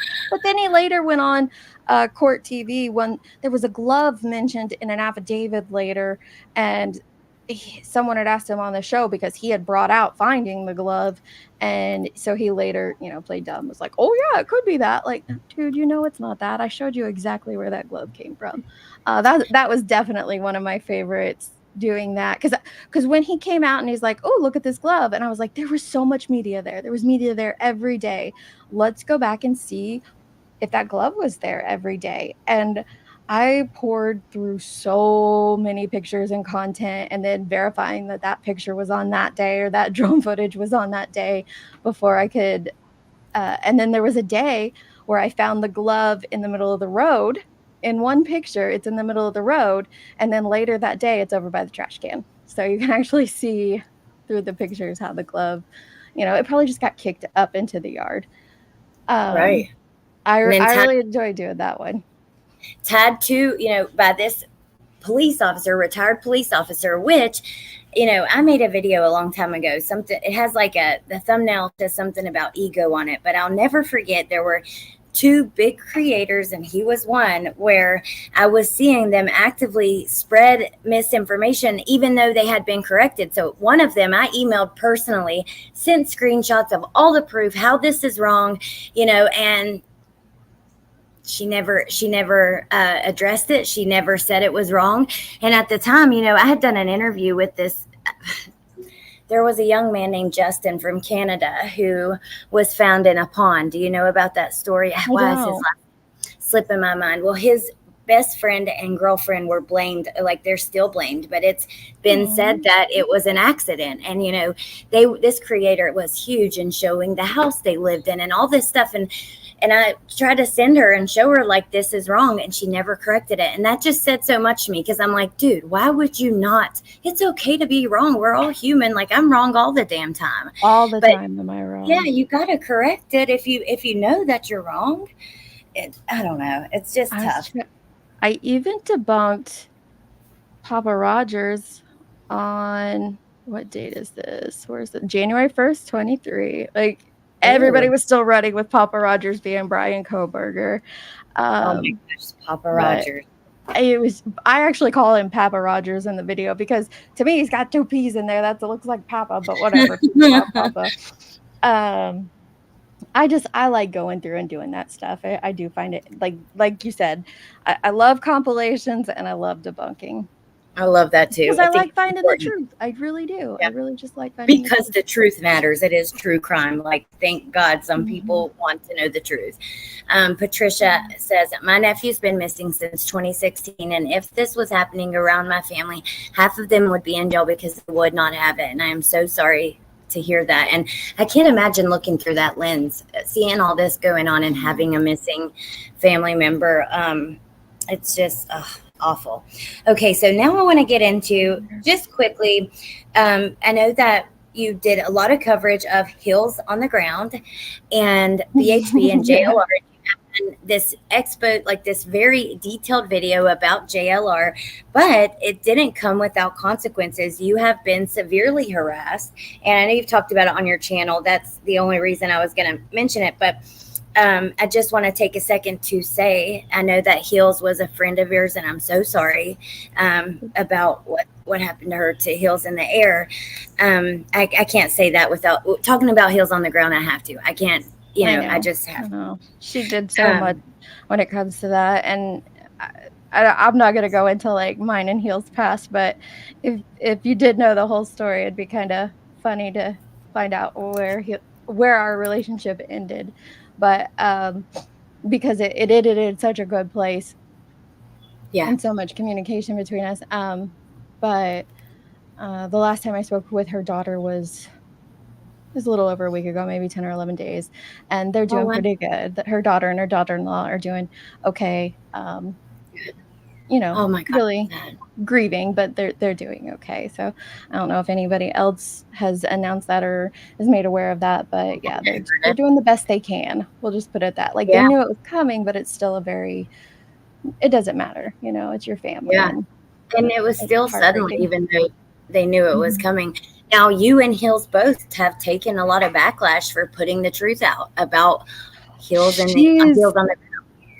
She's probably taken more harassment from JLR than I have. Well, like I have now, I think. I don't know, maybe. But it was definitely one of the things that we would talk about because he has very similar tactics. And he has some things that he does in emails that lets you know it's him. And you can trace it back to other things to confirm that this, sock account is JLR. The thing that I would, I'd ask Heels, and I would still wonder at myself, is like, why? Like, why? Like, okay, so I did this video. All this video it's about an hour long. I even what made me do it is he had went out to Sandy Hook, and that year, like a year ago, he had went out to Sandy Hook and kind of walked around the memorial at Sandy Hook. And I thought for sure, like, that's the only reason I clicked and watched his video about Sandy Hook, is I thought for sure he was going to apologize for whatever he did, or at least have a conversation about his involvement in the bullshit surrounding that. Nothing.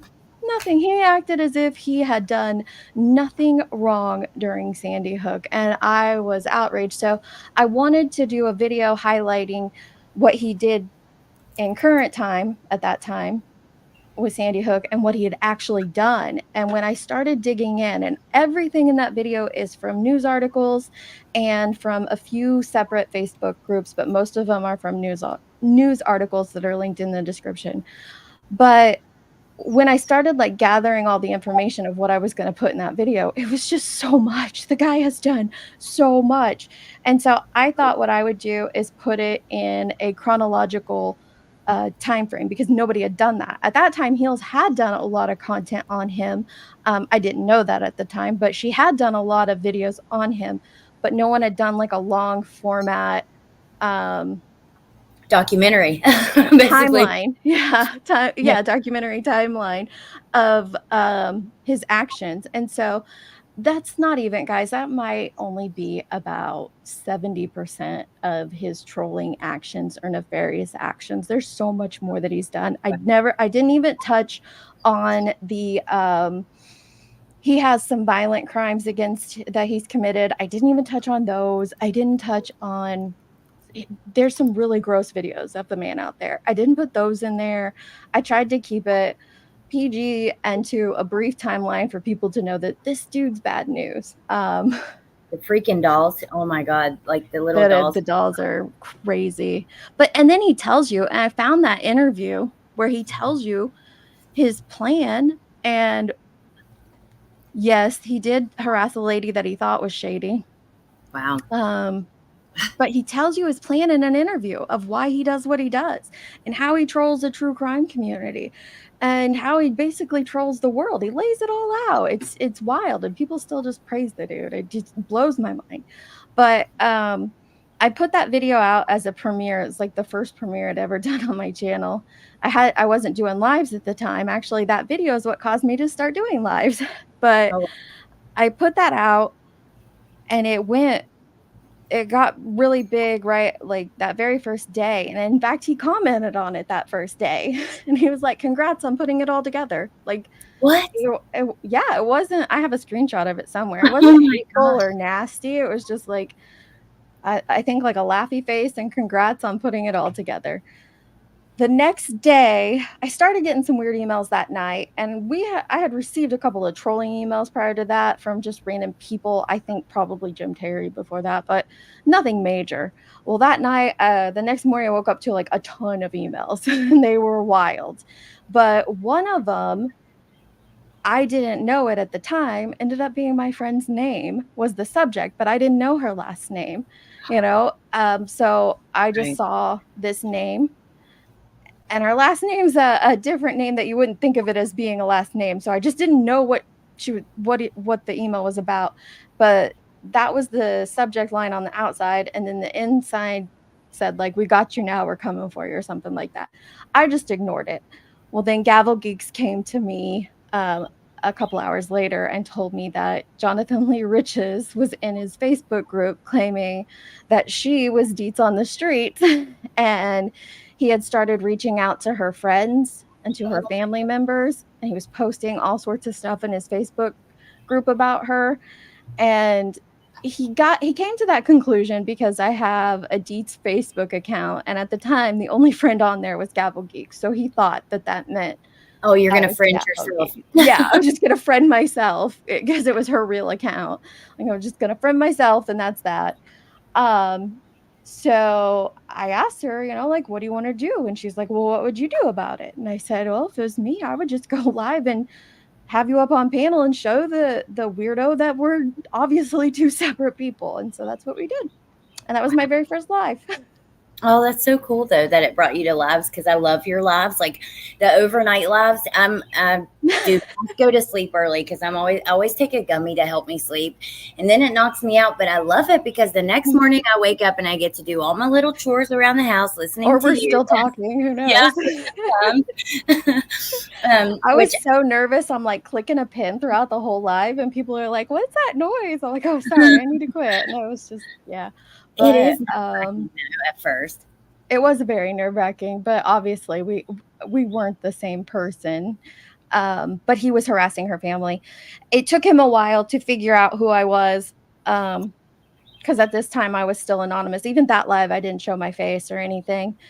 And I have a sneaking suspicion that someone told him who I was, because I don't think he figured it out on his own. Because I don't think he watches my content like that. I just don't. He said some things in some harassing emails a couple months ago about like me not showing my face. Well, I've shown my face for almost a year now, so I don't think he even watches my live. I think it's just people telling him stuff.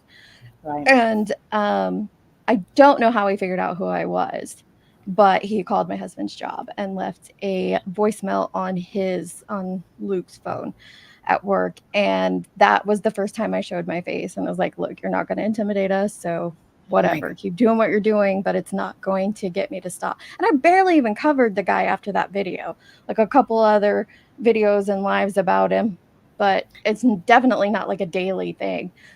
Then it doesn't matter. Anytime there is a case, a big case that like Jonathan has, and he gets very invested into, and other people don't like, even if I'm not even aware of it, but I can tell when it happens because I start getting a ton of comments under that video, which means that it's being shared in Facebook groups or on Twitter and stuff. And every time that happens, he starts harassing emails and messages. And within the past couple of months, he started calling my neighbor, two of my neighbors. He started emailing my sheriff. What in the world? He's created YouTube channels with my picture on, and this is why I don't think he's ever watched the channel, because it's got like my picture on it, like he's exposing me. Like, dude, I've exposed myself plenty. Right.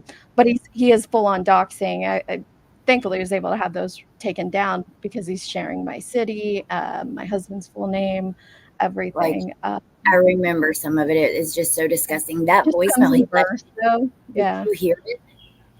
Huh? Did you hear that voicemail that he left your husband and it was him, or did he have someone else do it?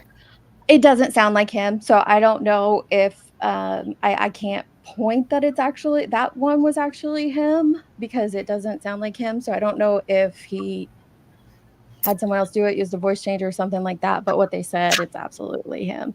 And Well, then yeah, those calls picked back up towards his employment and even contacting their HR. And I'll tell you, the weirdest thing ever is having to speak to your husband's HR and explain your channel to them. Like, what do you yeah. do? Like, What are you even doing? Like, you I don't do. talk about things online and other people don't like it. I don't know what else to say to them. He says a lot of stuff that people don't like too, and he has grown a lot. Oh, he's huge. And that's why I'm like, dude, I'm down here with like, what, 11,000 subscribers? Why are you so worried about a video I did over a year ago?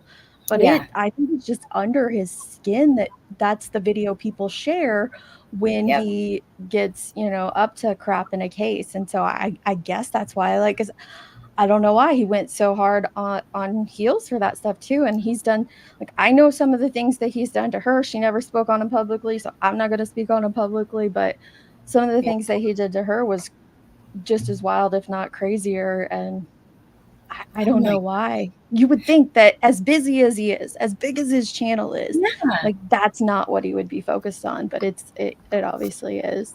I don't know how he drives so fast, like from place to place, but he is He everywhere. teleports. I Yeah. don't know. Okay, so I can I just have like 30 seconds or a minute to go pee really fast because I want to Oh get yeah, into take your time. more questions that are going to be really interesting, but I don't I want to be comfortable for it. So, okay, I'll be right back. 2 seconds. I'll see what some of the comments are. Queen Bella, I don't know why people think it's okay to do in real life. I've gotten calls to CPS. I don't have any minor children living in my home. And I know it's all coming from one source, so it is what it is. I just take care of it and move forward. I don't want to think about what Chandler does. I do not either, Anna Morris. I definitely don't. Shady said, I have the video still of MGL saying JLR got my info. He didn't. I don't know why he picked this lady. It's strange. I couldn't reveal who I was to help her. That's the thing. I had seen him like with Gabble. He was so ready to just accuse her of being me. He was so adamant that she was me and was running with it, which a lot of the Krama behavior and drama things, or the trolling behind the scenes and stuff, it also just lets me know how poorly these people do their true crime. Like, if that's the reason he made that connection that Gabble was me because I was, friended to her on Facebook, that's where they came up with that connection. And he's doing this in true crime. Okay. Yeah. That's so wild. Will B says, hey, good to see you. Weavy, which is a friend of mine from West Virginia, ran into him through Will B on YouTube. Yeah. Says he's killing it, 60,000 plus views 2 nights ago. That is awesome. I'm happy to hear that. If I had, Okay. Nicole So B asked if I had to pick one favorite mod, who would I it be? saw that. I saw that. You're Okay, awful. so now I want to talk just a little bit about Sebastian's case, because I know that you've covered that. You've went through the interviews. You went through some papers. You do it in a way, though, where you're not like, you're trying to be fair and show all sides without, accusing and things like that. Doesn't mean that you like either side or agree with what they're doing, but I feel like you've done it in a fair way. But, the new interviews just keep coming and coming and coming. And oh God, it's You just, think Gavel and I stopped? Oh my goodness, 6-8 weeks ago now, because we weren't even finished. We had gone through 25, 26 interviews at that point. And I think the total she had collected, because I had collected those initial ones and we got through them, and she had started collecting more while we were going through the others. I think she was up to like 40. By now, I'm sure it's got to be close to 100 for both all three parents. But oh my God. I was just feeling grosser and grosser about going through the interviews because it was very hard to remain neutral to the parents. And I didn't want to not be neutral to the parents. So I got to the point where, I told her, like, look, I just don't want to go through them anymore. It was very hard to maintain compassion. Yeah. But now I hear parts of interviews or catch parts of them, and I'm like, wait, no, that's not what they said in the beginning. But I still maintain that I don't believe any of the three parents are involved. I truly don't. I think it's a hot mess online right now, but I don't think any of the three parents are involved. I'm with you. I don't think so either. And I think that, I don't agree with any of them all the way. Well, I guess Katie's never said anything where I'm like, oh my God, that's awful, or you know what I mean? But um it's just, I don't understand. I know that it's good to get awareness out, but I wish that someone who really was looking out for these families would tell them, stay away from some of these channels because it's not helping. Now we have these cease and desist. So I wanted to kind of get my goodness. that. I I talked about this a little bit the other day. Because this is something that a lot of us have said about other parents of missing children, is they need to take legal action on some of these individuals. They need to send cease and desist. Yeah. So I'm not going to hate on him for sending a cease and desist. However, what he put in that cease and desist, like that you can no longer talk about Sebastian's case, I do think he went a little too far with some of that stuff. Like, I can understand saying, don't talk about me, don't talk about any personal conversations we've had, blah, blah, and it's just a cease and desist. But I could understand that, but then going into don't ever talk about Sebastian or anything related to Sebastian, I was like, whoa, really? Me too at first, but I started thinking about this when I was planning what we were going to talk about. Okay. And I was thinking about summer, and I was thinking about this, and I thought, well, you know what?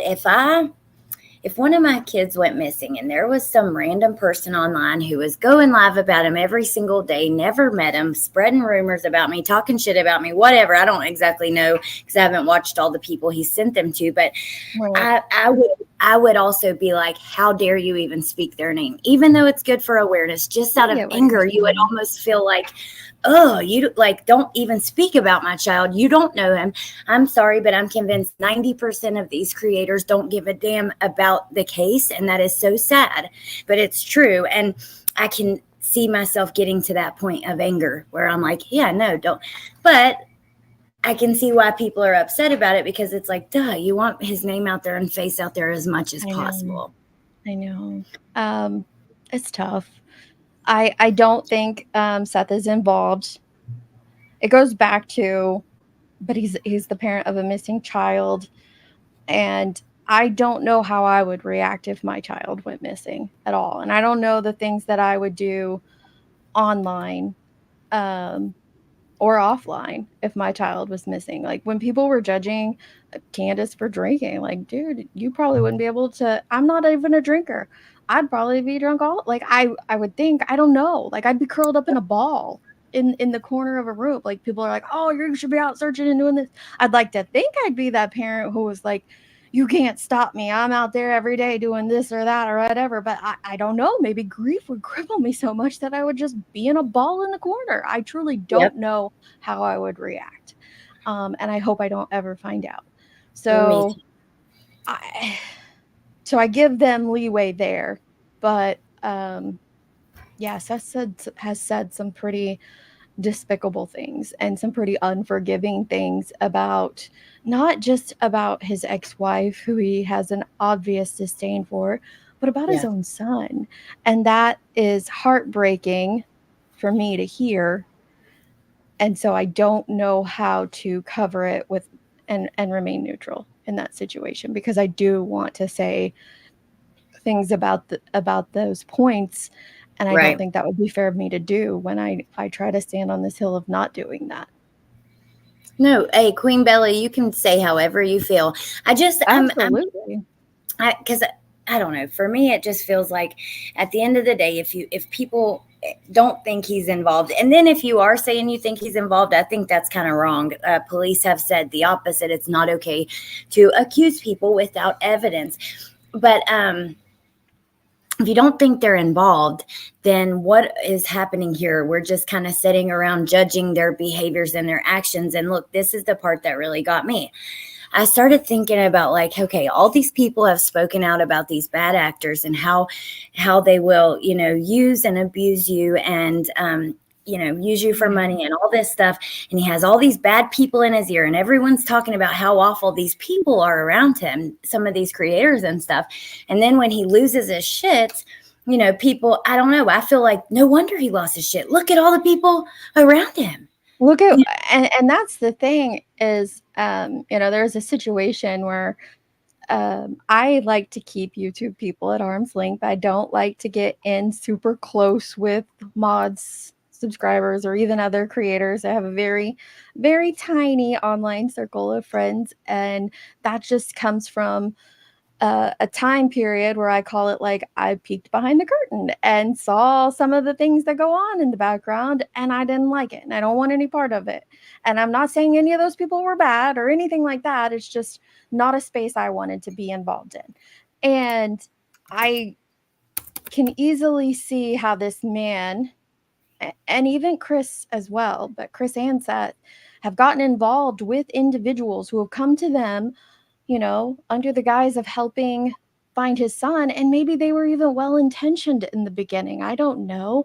And things have just gone left or gone right. And they've just gone off the track, and they go back, and, personalities clash, situations maybe were, I don't know, picked at or blown out of proportion, or maybe they're completely accurate. I don't know. But Right. all this stuff that's going on behind the scenes has definitely started to leak out into the public view. And I don't know if any of that has anything to do with Sebastian going missing, but more so than this, like, online dramatic world Yeah. that Seth and maybe even Chris has created for themselves. Yeah, absolutely.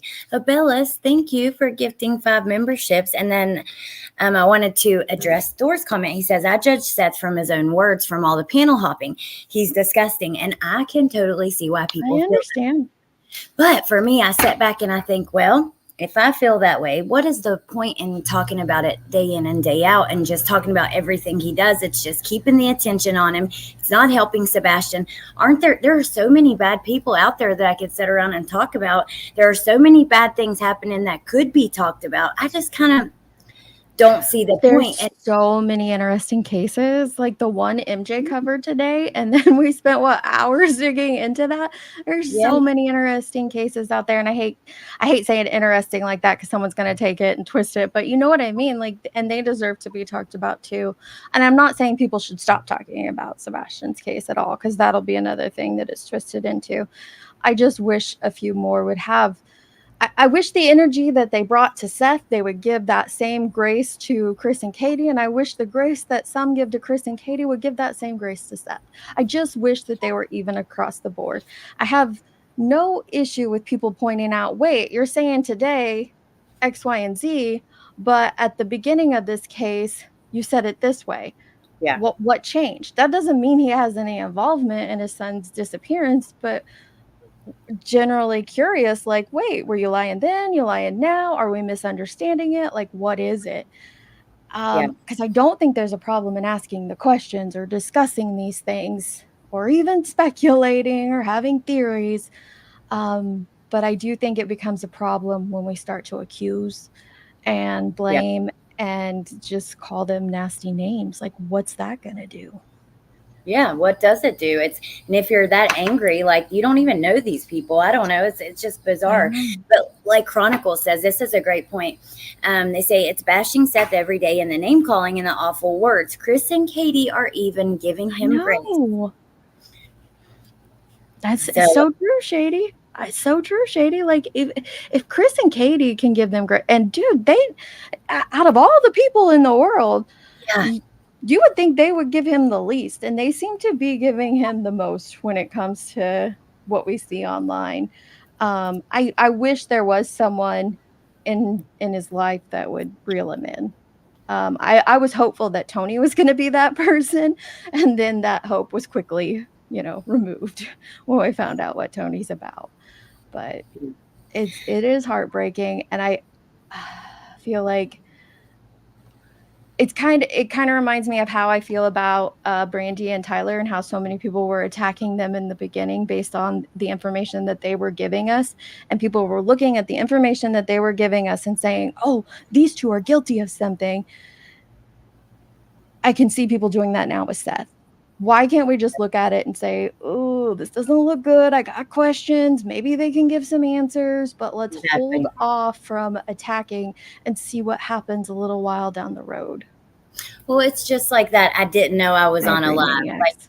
come Yeah. on, you knew you were on. There are little things like that I just hear, and I'm Mhm. like, oh my god. But at the end of the day, like there are so many, I don't know, like you said, there's so many cases. It's alarming how many children are missing and go missing. There Mhm. are so many good trials happening where facts are out there. What is keeping this going? But there is only one answer, and this is just the truth. Now, don't get me wrong. Some Mhm. people, like even, I was listening to Nonsense recently, and she's like, I'm having a hard time, but I'm going to still keep trying to give him the grace. He is a parent. A lot of people have lost all that grace, and what is the point of continuing on? Besides money, views, channel, I don't know. I can't understand why else. I don't know. It's If they're just, not it's, willing to have the discussion and try to look at, because any situation that we have in our lives, when they're happening to us in real time, or if they're happening online, there's always another side to that story. And if we're not willing to take the time to listen to the other side and try to understand it from the other side, then what are we doing? What are we doing? I truly don't know. So I, yeah, uh, I don't know. With Seth, he does lie, and I kind of agree with Maniacs. I don't know if it's for attention, or if it is for, or just because it's his nature. There are people out there that just lie to lie, and like they can't even help it. There are things that he has said that are easy to debunk. I did this morning with something. And then what do you do with that? Do I then, like, if I were to take the debunking that I did this morning that he said, it, it would not be good for the father of a missing child. So what do you do with that as a creator? Like, it's just going to make him look bad. It's going to have more people attacking him and saying nasty things about him. But I'm not the smartest person in the world. Others are going to have this figured out really quickly if there aren't people who don't already have it figured out. So yeah. I don't know. I don't Well, know. it just reminds me so much of Summer's case, and I wanted to kind of, that was really the last thing I had planned to ask you about. You going to Tennessee and your experience with her case, but it reminds me a lot of her case, and I know what it's like because I've been there. I fell into it. I was literally part of that, and Yeah. there were so many things that Dawn and Candace would say that didn't add up, and the story didn't add up, and you're like, this little girl just vanishes. And we have Chris McDonough and the language analysis going over Candace's interviews and making all these points, which Yeah. who even knows about those now? But at the time, so I know how it is to fall into it and not necessarily have bad intentions at all. Just be so emotionally invested you can't.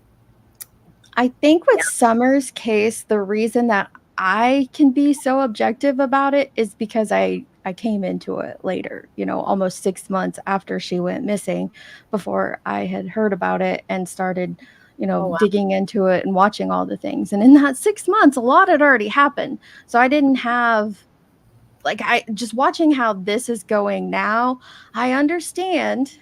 Doesn't mean I agree with it, but I understand how some creators set up on a side, and they're ride or die for that hill now. Where those that are going to come into Sebastian's case later might be a little more understanding and forgiving because they'll have a bigger picture to work with, a broader array of information to work with. And I think that's kind of what Summer's case was for me, like seeing it after the fact of all the messiness. So interesting. Actually, the Glarer is who really kind of pointed me in the direction of her case. I remember he had sent me a message or something and was like, you know, are you going to cover this little girl that's missing? And it was long before there was ever a circus or anything like that. And you have this beautiful little girl, but the shaved head, alarm bells, like there are just so many little things where you're like, could have been lice, could have been this, but there were the stories that, you know, Candace within 2 minutes, her story kind of changing in that interview, her and Dawn, about why the head was shaved. So many little things like that really probably were nothing, maybe nervousness, who knows? But at the time, I was so invested in kind of doing the same thing that I disagree with now. So I can see how it happens. I just wish people would like wake up. Yeah. Just wait a minute. I don't believe any of us are going to solve this. I'm not saying that people can't solve cases online, because I mean, we've seen it happen. It does happen. It's very rare, but it can happen. But I think that a lot in this community and the way that they're going about things, I don't think anybody's going to be solving anything. So just slow down, wait, and see what new information gets leaked. Summers, you're right. Like that interview with Dawn and Candace, like, but see, I took it out of order. I learned other things first, and then I went back and watched that interview. So maybe I have like a slightly different perspective about that, you know, how they were acting. Then, you know, you guys here in real time heard that call that Candace made to her sister-in-law. And I can understand why people were like, oh my gosh, they're involved in this. Look at this call that, you know, this prank call that she has with her sister-in-law and all the information that came out with the sisters and stuff like that. I didn't have that on me at the time when I was looking at it. I'm just looking at the facts. Katie or Seth did that call. Okay. You guys, imagine if Katie or Seth did that call. Imagine if we find out that Seth had this prank call about someone was being arrested, or we hear Katie on the phone with someone pretending, oh my God, the police are here getting Chris. Like, people would lose their shit. It's just, I don't know. It's crazy because, yeah, it's just got me thinking all the things, and it's really hard, some of this, to watch, and it's everywhere. So I don't know. Let me check your comments. We have Irish Badass. Where's Seth's in real life friends to step in and help him? All of Seth's friends are new ones he met online. Same with Proudfoots. They have no social media experience. He was targeted by Tony. That's the thing. You don't really have social media experience. You've never dealt with the news and people picking apart every word you said. Plus, you're going through something very traumatic. I mean, you're not going to be acting your best self. That's just that. We have to give the creators making these mistakes a bit of grace also. As you have made the mistake before, Allie, they may grow in the future and see the issue with it. That's what I think, Riley. But I hope that they agree with that. That's what I was like. I just hope that they do. I hope they're listening, and I think that they will. It just takes time of, I guess, like, I was more new to it then. I'm not really sure. And then I had heard like so many of you guys and victims speaking out of how it affected their family, all the online bullshit. And I just hope that those creators are willing to listen to some of that too. I listened to the interview that, if you don't want me to talk about this, I can stop talking too. No, I don't care. But I listened to the interview that he did last night on another channel. And then I listened for a few minutes afterwards. And I can't even remember what it was. One of the things that was said, it goes back to Katie not speaking out quick enough to media. And I was like, but wait, she spoke out, sooner than Seth. Or, Chris and Katie not doing this. And then they listened a little bit further to the interview that they were listening to. And you find out that Chris and Katie had been out looking and searching. And it's just like, if we just slow down, take it all in, are we going to feel a little differently about it? And that's kind of how I viewed Summer's case. Like, I took in all the information that was available, looked for more, and I had a different feeling. Well, not different than some others, but different than yours at the time. At the time, you were feeling, like the parents were involved. Yes. At the time, I felt like, and I still feel like what happened to Summer is that she wandered off. And it's when you go out there and you're like, but they did such a amazing intensive search, and they truly have. But when you go out there and you see that place, like you Oh, see yeah. the like, So, I haven't been up on her property, but just seeing the property around her home, you can right. see the what that's like. And I could see where they could, a small tiny child can burrow into a very tiny space. But do I know that's what happened to Summer? No, I don't know what happened to her any more than anybody else online knows what happened to her. I just keep hoping and praying that someday we will have an answer to it. But I don't think that attacking her family or accusing other people of being a fake federal agent online is going to do anything to further the case. I don't think Yeah. it's going to do that at all. And I think the same thing in Sebastian's case. I don't think that calling the father gross names is going to do anything to further Sebastian's case. Yeah. No, I agree with you completely. And I don't know, it's just one of my biggest regrets because you have to think about what if like Dawn or Candace were having like the worst night, being so heartbroken over everything that was happening, and they stumble across my video and that just pushes them over the edge. I don't know. It's really hard to. So you say that, and that is a lot to think about as a creator. Like, what if, I've had a couple of family members in cases email me and tell me, thankfully I haven't gotten a negative one, but like the latest video did about Dylan Rounds. Candace emailed me afterwards and thanked me for it.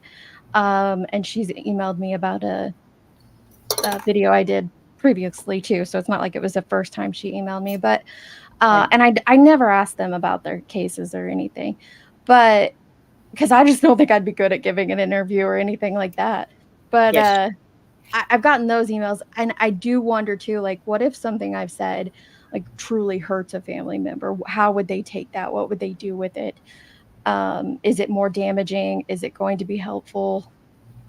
We've heard them talk about, going online and seeing some of this stuff. And I've speculated, I'm sure you have as well, that they come to the internet because I know for me, if my child was missing, I'm gonna go where the most people are talking about my child because I wanna remember, I wanna hear about them, I wanna hear, great things about them, or maybe even just hear what others are thinking about their case. Like, I think we're gonna be naturally pulled to where people are discussing our Oh, child, yeah. and then they instantly get wrapped up in it and it spirals out of control. And I don't know anything about being an addict. I'm not one, but I do have a family member who was an addict, and when we went through a very traumatic experience, I remember what they did, and it was very similar to what Don did after his daughter went missing. So I think I can just kind of understand that, like, that regression that took place for him after his Yeah. his child went missing. And I don't Oh. agree with his actions, don't get me wrong, but I can empathize with them.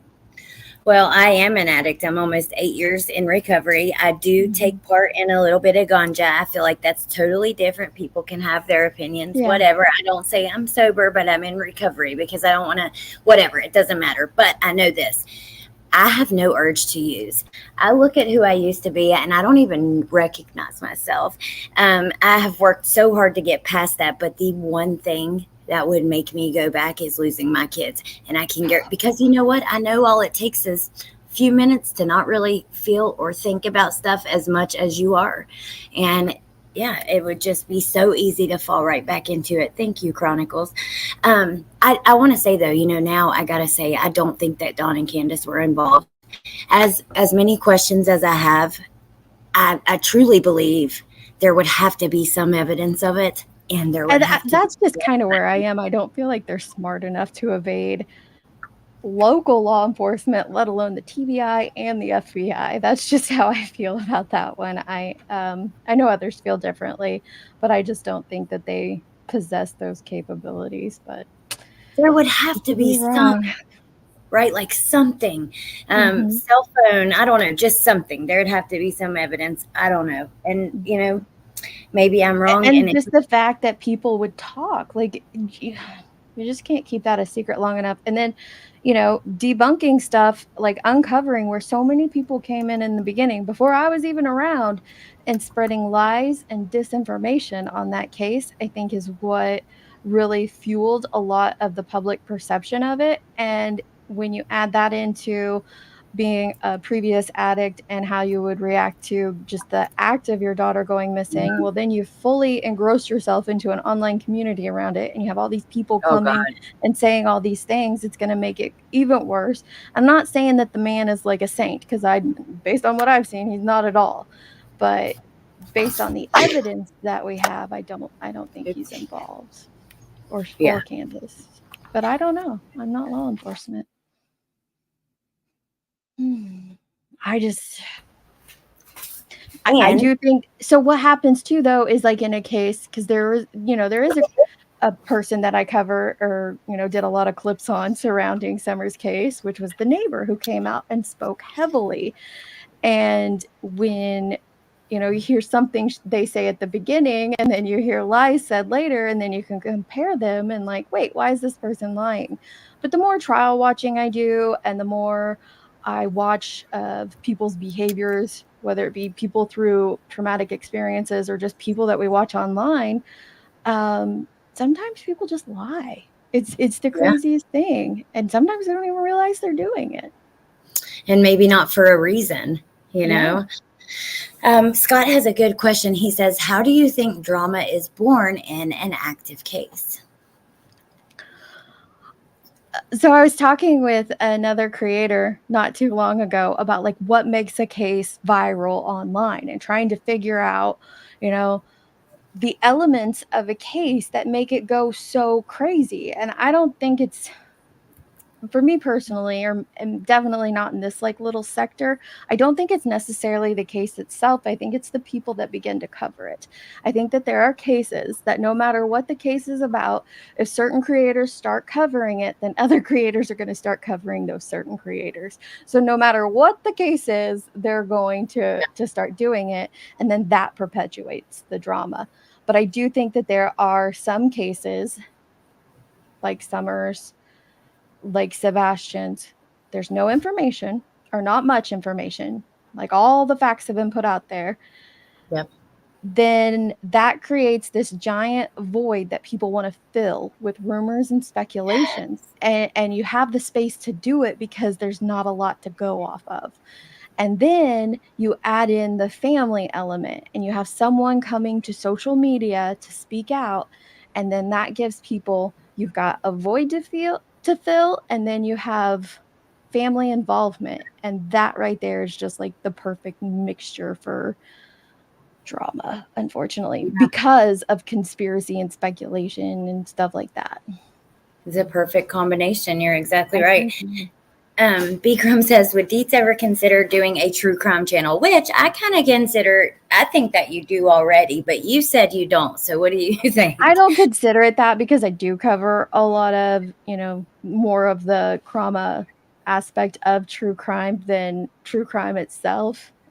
Which is kind of like one of the conversations we were having on my channel the other night, that those who are covered, like, there are creators out there who cover creators talking about true crime, and they claim to not be true crime themselves, but more often than not, they end up knowing the facts better than the person that they're covering. So I would consider Yep. them true crime. Would I do like a straight true crime channel? If I were, I don't know that I would, but if I were to do just a straight up true crime channel, it would not be in live format. I think that Ooh, that's another aspect where drama gets involved, is doing live chats. I oh, think, yeah. and the speculation just running rampant in the side chat. I think if you stuck to videos and things like that, it would be a successful true crime channel or podcast. Well, yeah, I don't know, man. It's just such a mess. But I've kind of been leaning towards wanting to try to do more pre-recorded videos. I don't really know the path I'm going to take, but I do enjoy like being here and just kind of having these Same. conversations and stuff. So where do you first? I do got to say this: when I was in active addiction, I was a damn fool. A lot of it has never been Mhm. hidden. I came on here, my entire Facebook. I've scrolled on the bottom where you can message me. You can go back. I've had the same one since 2008. You will find cringy, embarrassing, awful, strung out looking, ridiculous things on my Facebook. And at Oh, one point, I wanted to delete it all. And then I thought, well, I don't want to do that because I remember being in that place and thinking, like, I'll never get out of this. I'm just flawed. And I want people to, like, if you don't see that it's truly possible, you don't believe it. And even when you see it, you still don't believe it. So I thought, I just want to leave it all public. So, people, and it's been used against me and stuff on here, and that's okay. But, so, I mean, I can only people will imagine twist myself. everything about your past, if they think that it gives them a leg up. And Yeah. I admire you for leaving it all up. You're like, "Hey, that's who I was. I'm not making any bones about it." Yeah, and I want people to Mhm. know that if you're there, you can get out. But also, if something happened to my children, I'd probably be even worse than that. So Mhm. I don't know. I agree. Pamela, we're going to talk about Jesse tomorrow, I think, with Amber. Okay, so That's my very exciting. last question, unless chat has anything or you have anything, which this has been fun. But my last question is, where what are your future plans? What cases are you looking into? What are you wanting to do with the channel? Are you going to be doing Mm. more lives more often, or just what are your plans? I don't know. I had thought about it. I truly don't know. I feel like you kinda get stuck in a community, and right now things are going the way that, like, I don't wanna participate in, and so the only way for me to not is to just not participate in them. So then it's like, "Ah, what do I do? What do I do?" Right now there is a case I've been digging into. I might go live and talk about it, or might just give another creator the information and let them talk about it. I am still fully engulfed in Karen Reed, so I will be first thing tomorrow morning. I will be listening to the trial, but then so much is happening in my real life. I hate calling it a real life because to me they're all the same. You know, who you are online, it should be the same as who you are offline. So it's all connected to who you are. But there's just I have a lot of stuff going on, with moving and selling a house and packing and all that stuff. I truly don't know where my channel's gonna go, and I feel bad for it because I feel like I'm kinda letting so you feel like you're letting subscribers down, but I just don't know what I wanna do yet. Well, I lied. I have one more question about Karen Reed, but I have to say, if you have the opportunity and the time and you feel like it, you're doing good things with your channel and you're actually trying to make a difference in the donating the memberships and stuff like that. So it is meaningful, even with you, if it doesn't feel like it. I know, like for me, I've gotten so many Christmas cards from people going through terminal illnesses, just so many things where I know Yeah, that we are helping, even if it's just one or two people get through their day. And then to add on top of it, donating to these causes that really need it. So I hope that you'll continue to do, as often as you yeah. can. Thank you, Karma. Chronicle said, I came across this channel from a community post about Kendrick. He seemed very caring to the situation, so I subscribed. That's crazy. You And were very passionate about Kendrick. I still am, but I'm just haven't talked about it recently. But I Mhm. still, oh God, that case just like tears apart my soul. I don't, oh, it's just awful. But I don't think I'll ever change just this, infatuation with true crime because when you hear about a case, the very first part of it is the part that I think is very enjoyable when you're trying to gather all the information and all the pieces and line it up so that you can either A, explain it to others in a better way or understand it better for yourself. Because sometimes, you're given just tiny bits and pieces here and there on different days, and you're just trying to understand what is being put out on it. And that in turn helps others to understand the case better. And then maybe someone out there connected to it will have some information on it. And so I like the digging and the research and the debunking and the truthing and all of that. I don't know how that translates through to my channel right now. I don't plan on going anywhere or shutting it down or anything. I'm just trying to figure out like what direction I want to go with it. So we'll see. Well, I can't wait to see what you do, and I'll be supporting you. And just so, yeah, I love what you're doing. Okay, last question for real, Karen Reed. What the Oh heck yeah. in 3 minutes? Like, what? Well, there's more, Allie. There's more. I have sat down and added it up, and I'm up to 9 minutes missing from there.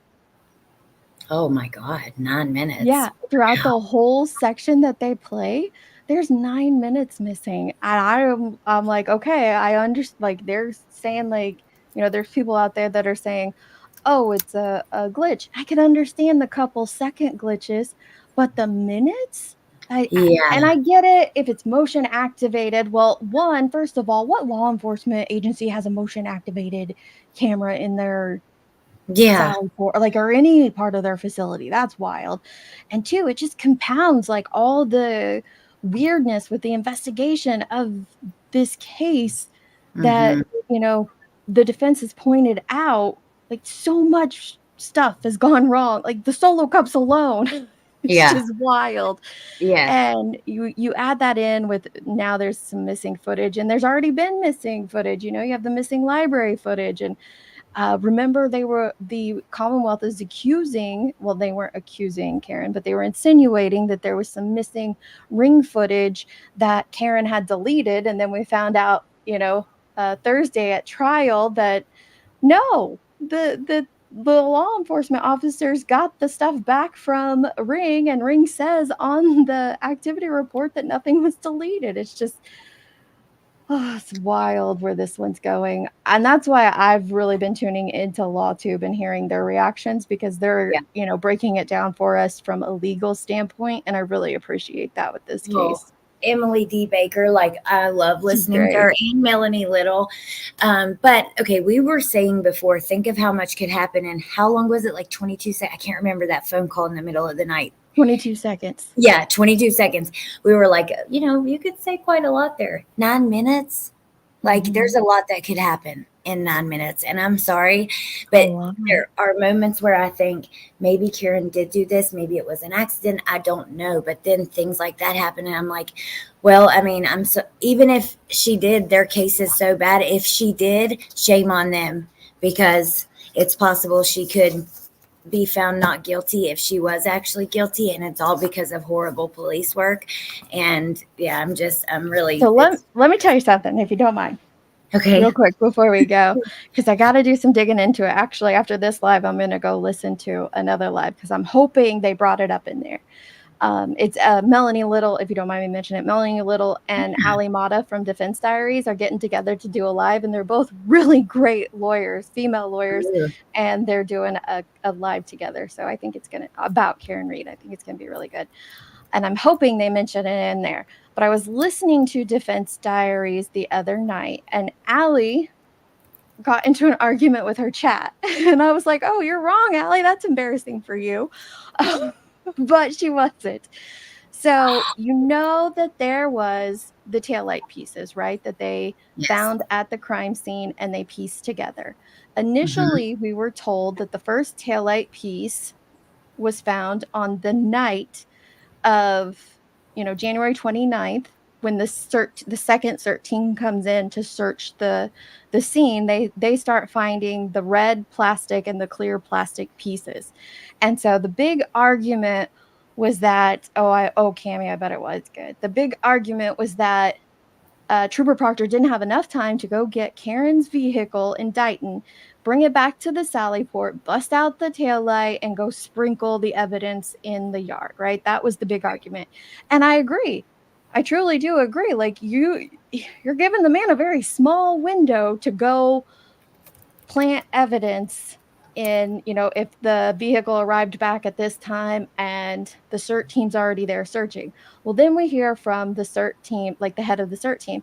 And first of all, we find out he only knows two other guys that were there. And there was like three officers that he didn't even know who they were, and they were in plain clothes. So that was like my first red flag of like, ooh, you don't Yeah. know who's searching this scene with you, but okay. Well, Allie came up with, there was an expert on the stand. I think it was on Wednesday. It might have been Tuesday, she's the one who talks about the taillight pieces Yes, I in the watched lab when they piece them short back hair. together.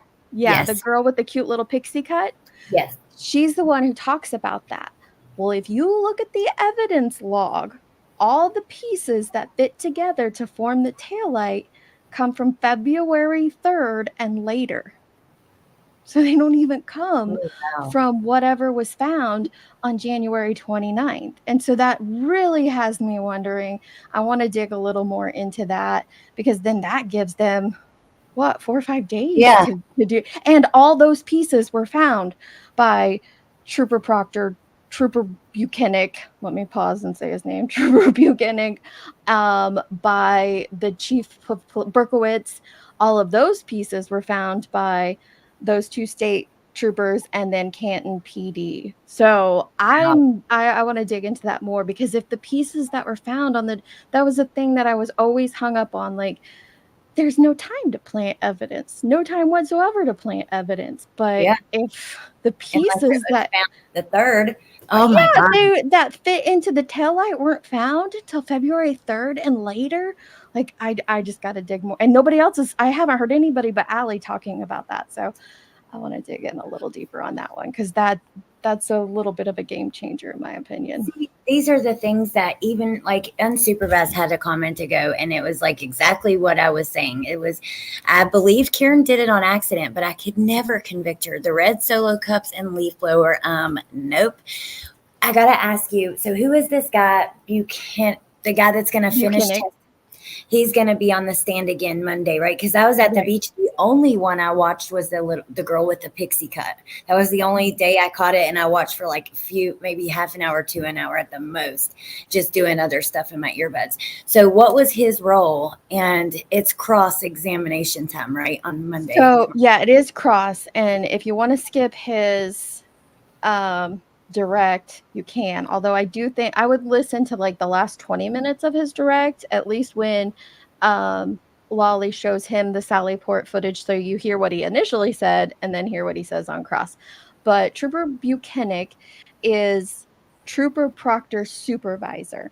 Now, in all I feel like it's okay to share this with you, because I know you're trying to avoid the pretrial stuff, but Yeah. in all the pretrial motions and hearings and everything that we got before the trial, Buchanan was barely mentioned. Trooper Proctor is the lead, like, he was the lead Right. detective. But it wasn't until like a couple months before trial that they started to distance Trooper Proctor from the case. Instead of calling him the lead, they started calling him the co-lead. They started talking about all these other people that were helping Trooper Proctor. Every time witnesses have been up on the stand, they've made a point to say, was it just Trooper Proctor with you, or was there somebody else there? And then, that witness would say, well, it was this one or that one. Very rarely was it just. So they're trying to distance Trooper Proctor from the case. And I think that's because of what the defense told us in opening statements, that Yeah. we're all still like, where's the deets on that? Yeah.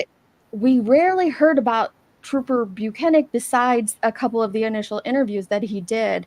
And he's the one on the stand currently, and he is the supervisor of Trooper Proctor. And he claims that, he's the supervisor, everything went through him, he knew exactly what Proctor was doing, blah, blah, blah. But in cross, Alan Jackson gives him the ring camera data that they were able to get, and that's where he reads for the first time that this stuff had been returned to Trooper Proctor. This activity log had been returned to Trooper Proctor and had said that there's no deleted footage or anything. And he finds that out from the defense attorney there in court. So it's not like he was getting all the information from Trooper Proctor that he should Right. have been. It's just, And like, okay, I wonder if they are trying to get out of him testifying, because I'm surprised he hasn't testified yet. I've watched, quite a few trials at this point, and the lead investigator is a huge part of it's the the whole part. prosecution. Yeah. You would think in So the first couple days, we're going to hear from the lead investigator and from the medical examiner, who are the yeah. two people we haven't heard from yet. We Yep. haven't heard from the lead investigator and the medical examiner. And I thought that they were setting it up the same as you. But I think that the defense was able to get some things out of Buchanan that made it impossible for Proctor to not testify. And Alan Jackson did say after court to news that the Commonwealth would be calling Trooper Proctor. So Oh, I'm going to go okay. live on that day. I promised several of my subscribers, like they want a smaller Great. chat to chit chat in when Proctor's on the stand. So when Oh, Proctor does awesome. take the stand, we'll go live because I know everybody else's chat is going to be exploding on that day. So then it'll give us a nice little quiet place to chit chat about it. Oh my gosh, I just can't wait to see him be called to the stand. I It's know. What do you think of Alan Jackson's attitude? And then I'm gonna let you go because we've been here forever. It's been so fun and time's flat. Melissa's going live soon, but I gotta hear because I get a lot of comments when I talk about it that, I can. his attitude is too much. Okay, before I answer that, can I answer Scott's question where he said, look at the Sure. Troopers 820 dash cam where the taillight is already missing? Right, Scott. Do you know what piece of the taillight is missing? The piece of the taillight that is missing in the dash cam footage is the piece that they could not put back together in the lab. They don't have those pieces. Do you see what I'm saying? Those pieces were not found at the scene at 34 Fairview. Those pieces were not found anywhere, but they're missing in that footage. It makes me wonder if she truly did crack it on John's, traverse.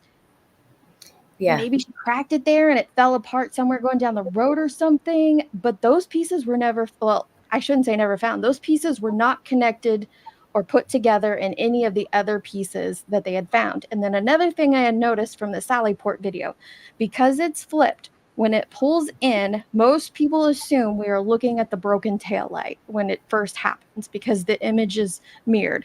And so most people assume that we're looking at the broken tail light. And there's a clip out there of a person who's, very adamant that Karen did it. And he even says, like, oh, look, there's the broken tail light. Well, it's not the broken one. We find out later it's a mirrored image. That's not the side that's broken. And so it does look like we see a bunch of white. So it kind of makes me wonder, what does a non-broken tail light look like if here's this and everyone's thinking that that's broken? Maybe it just has a white glow to it or something. It's another thing I'd like to look into more. But Oh, what do it's amazing. Yeah, his attitude. Is it too much? Does it turn you off? Does it make you think he's taking it too hard on him? It blows my mind seeing comments because I'll see that, which I haven't thought that. I think that he's pretty impactful when he speaks. And I also seen people that are like, Jen McCabe killed it. And I'm like, what? Oh, I think Nunya told me that. Someone said Jen McCabe killed it on the stand, and I was like, what trial were they watching? I know. That's what I was thinking. I saw it on Twitter and I was like, oh my God. So if I were like watching these two, Yannetti and Jackson, in trial, and I needed to hire one of them as a defense attorney, and all I could hire was one of them, I personally would hire Yannetti. I like his I style like him better. He has like a slow build. There are occasions he comes in hot and heavy, but most of the time he comes in slow and steady. He builds it up and then it's just explosive. Like, oh, we are out. Like, I love it when he was Yeah. like, we are outraged. Like, it's just, Oh, I I don't know. loved him I like too. his style a lot. That being said, Alan Jackson is who you want as a defense attorney. If you are being tried for something completely egregious or something that you're innocent of, or even just maybe even something you're guilty of. Hello, Spacey. Like, he's Right. the defense attorney you want because he goes in there, he goes balls to the wall, and he is hardcore. And that's why I think they do so well together. They're two completely different styles. Yeah. I've seen that the witnesses that they put Yannetti on, his style works very well with the witnesses that they put him on. And when it's on a witness that he needs to be hot and heavy, he is. But Yeah. Alan Jackson, he's on all the heavy hitting witnesses, and obviously that's for a reason because he's just boom, boom, boom, boom, boom in your face. He's going to do whatever he can to get out his question, and the jury's going to hear it. So even if it's objected to and sustained, he's going to get that question out, and that means that the jury is going to hear it. And no matter how much we tell the jury, you know Yeah, not to like take it that. in. They don't Mhm. strike it, No, so. you can't. Well, I like him. I think that he can do a good job. I really do. I think they're both excellent attorneys, but there is just I did hear Yanetti's what there to Will me. said about the jury when they saw the close-up of the tire moving, What did he say? I and haven't watched it yet. so he said, when Jackson did that close-up, which was a great idea to do, and you can actually see the tire, like, when she backs into John's vehicle, you can see the tire rock on John's vehicle, so you know that there was an impact of her vehicle to his vehicle. And, Trooper Buchanan even testified that, yeah, he's like, "Yeah, we saw it hit," which the reason that, Jackson brings that out is because in a report, Proctor or Buchanan, one of them, I can't remember which, said that they did not see her vehicle make an impact. So he zooms in and says, "Can you see that?" And he's like, "Yeah, I can see it move." But Will testified. Will told us in his live that when this was happening, he turned to watch the jury, and the jury was like heavily writing down. Um, Oh, so they what were they were taking note taking of that. note, yeah. Mm. So, because Grandma it does mean Sherry. there was an impact. Now, I meant it when I said my last question. We're going to end this right now. I'm horrible at goodbye. I'll sit here for like 30 minutes I a know, week. I'm in the Midwest. We have Midwestern goodbyes for forever. I'm the same. And I never even heard of that, but that's totally me because I'll drag it out forever. But I have to answer Yes. Grandma Sherry's. But she says, what, if any, are the highlights so far? Of this conversation Or or of the trial? I was thinking of the trial, but The highlight of the trial, I would say definitely, everybody's reaction. If you guys don't follow Aussie Insider, she is right now the clip channel of all clip channels. She's clipping together every law tuber's reaction to things in the case and lots of other important pieces. I would definitely check her out. And I would say the law tube reaction, the world's reaction to the Sally Port video being mirrored. Everybody besides like 10 people are in agreement that the Commonwealth shot themselves in the foot about it. So I think that has been a very highlighted moment that people need to pay attention to, as well as Jim McCabe's testimony, and compare it to Carrie Roberts' testimony. I would say that those two are very important moments as well. But yes, Melissa's about to go live, so. yes. So I'm going to let Oh, you by guys the go. way, Who, if any, the What If was? Any total, there's a channel out there keeping track of the What If Any total, and it's up to like almost 2,000 so far in the trial. He has said "what if any" almost 2,000 times. Wow, that's freaking crazy. What if any? Well, look, Grandma Sherry just put that because I'm on an X's county. Yes, that's what it is. Thank you guys for But being thank you here. for having me, Allie, and thank you guys for the chat for being so kind. And I'm so I glad you appreciate came. it. It was awesome. And Scotty says, who, if anyone, is sort of going to end this live? I'm going to Well, end I'll it. end it by hopping off. So thanks, Allie. Have a good night, all. For being here. And then I hope you guys will go over and check out Melissa Jade. She is going to be still digging. It's part 3 of digging into the Agent Grusing interview with Letitia. It's very, very interesting. There's a lot of little nuggets in there. So if you're interested in that, I hope to see you over there. And thank you all for being here. I do really appreciate you guys. Thank you to Deets. It was an awesome conversation. And yeah, I plan on doing another little set of, I'm going to find some other creators I want to interview and talk to about these things. I think it's really fun and really interesting. So yeah, thanks to the mods. Thanks to the chat. Thank you all. I appreciate you. And I hope you have a great night. I'll see you tomorrow. Bye.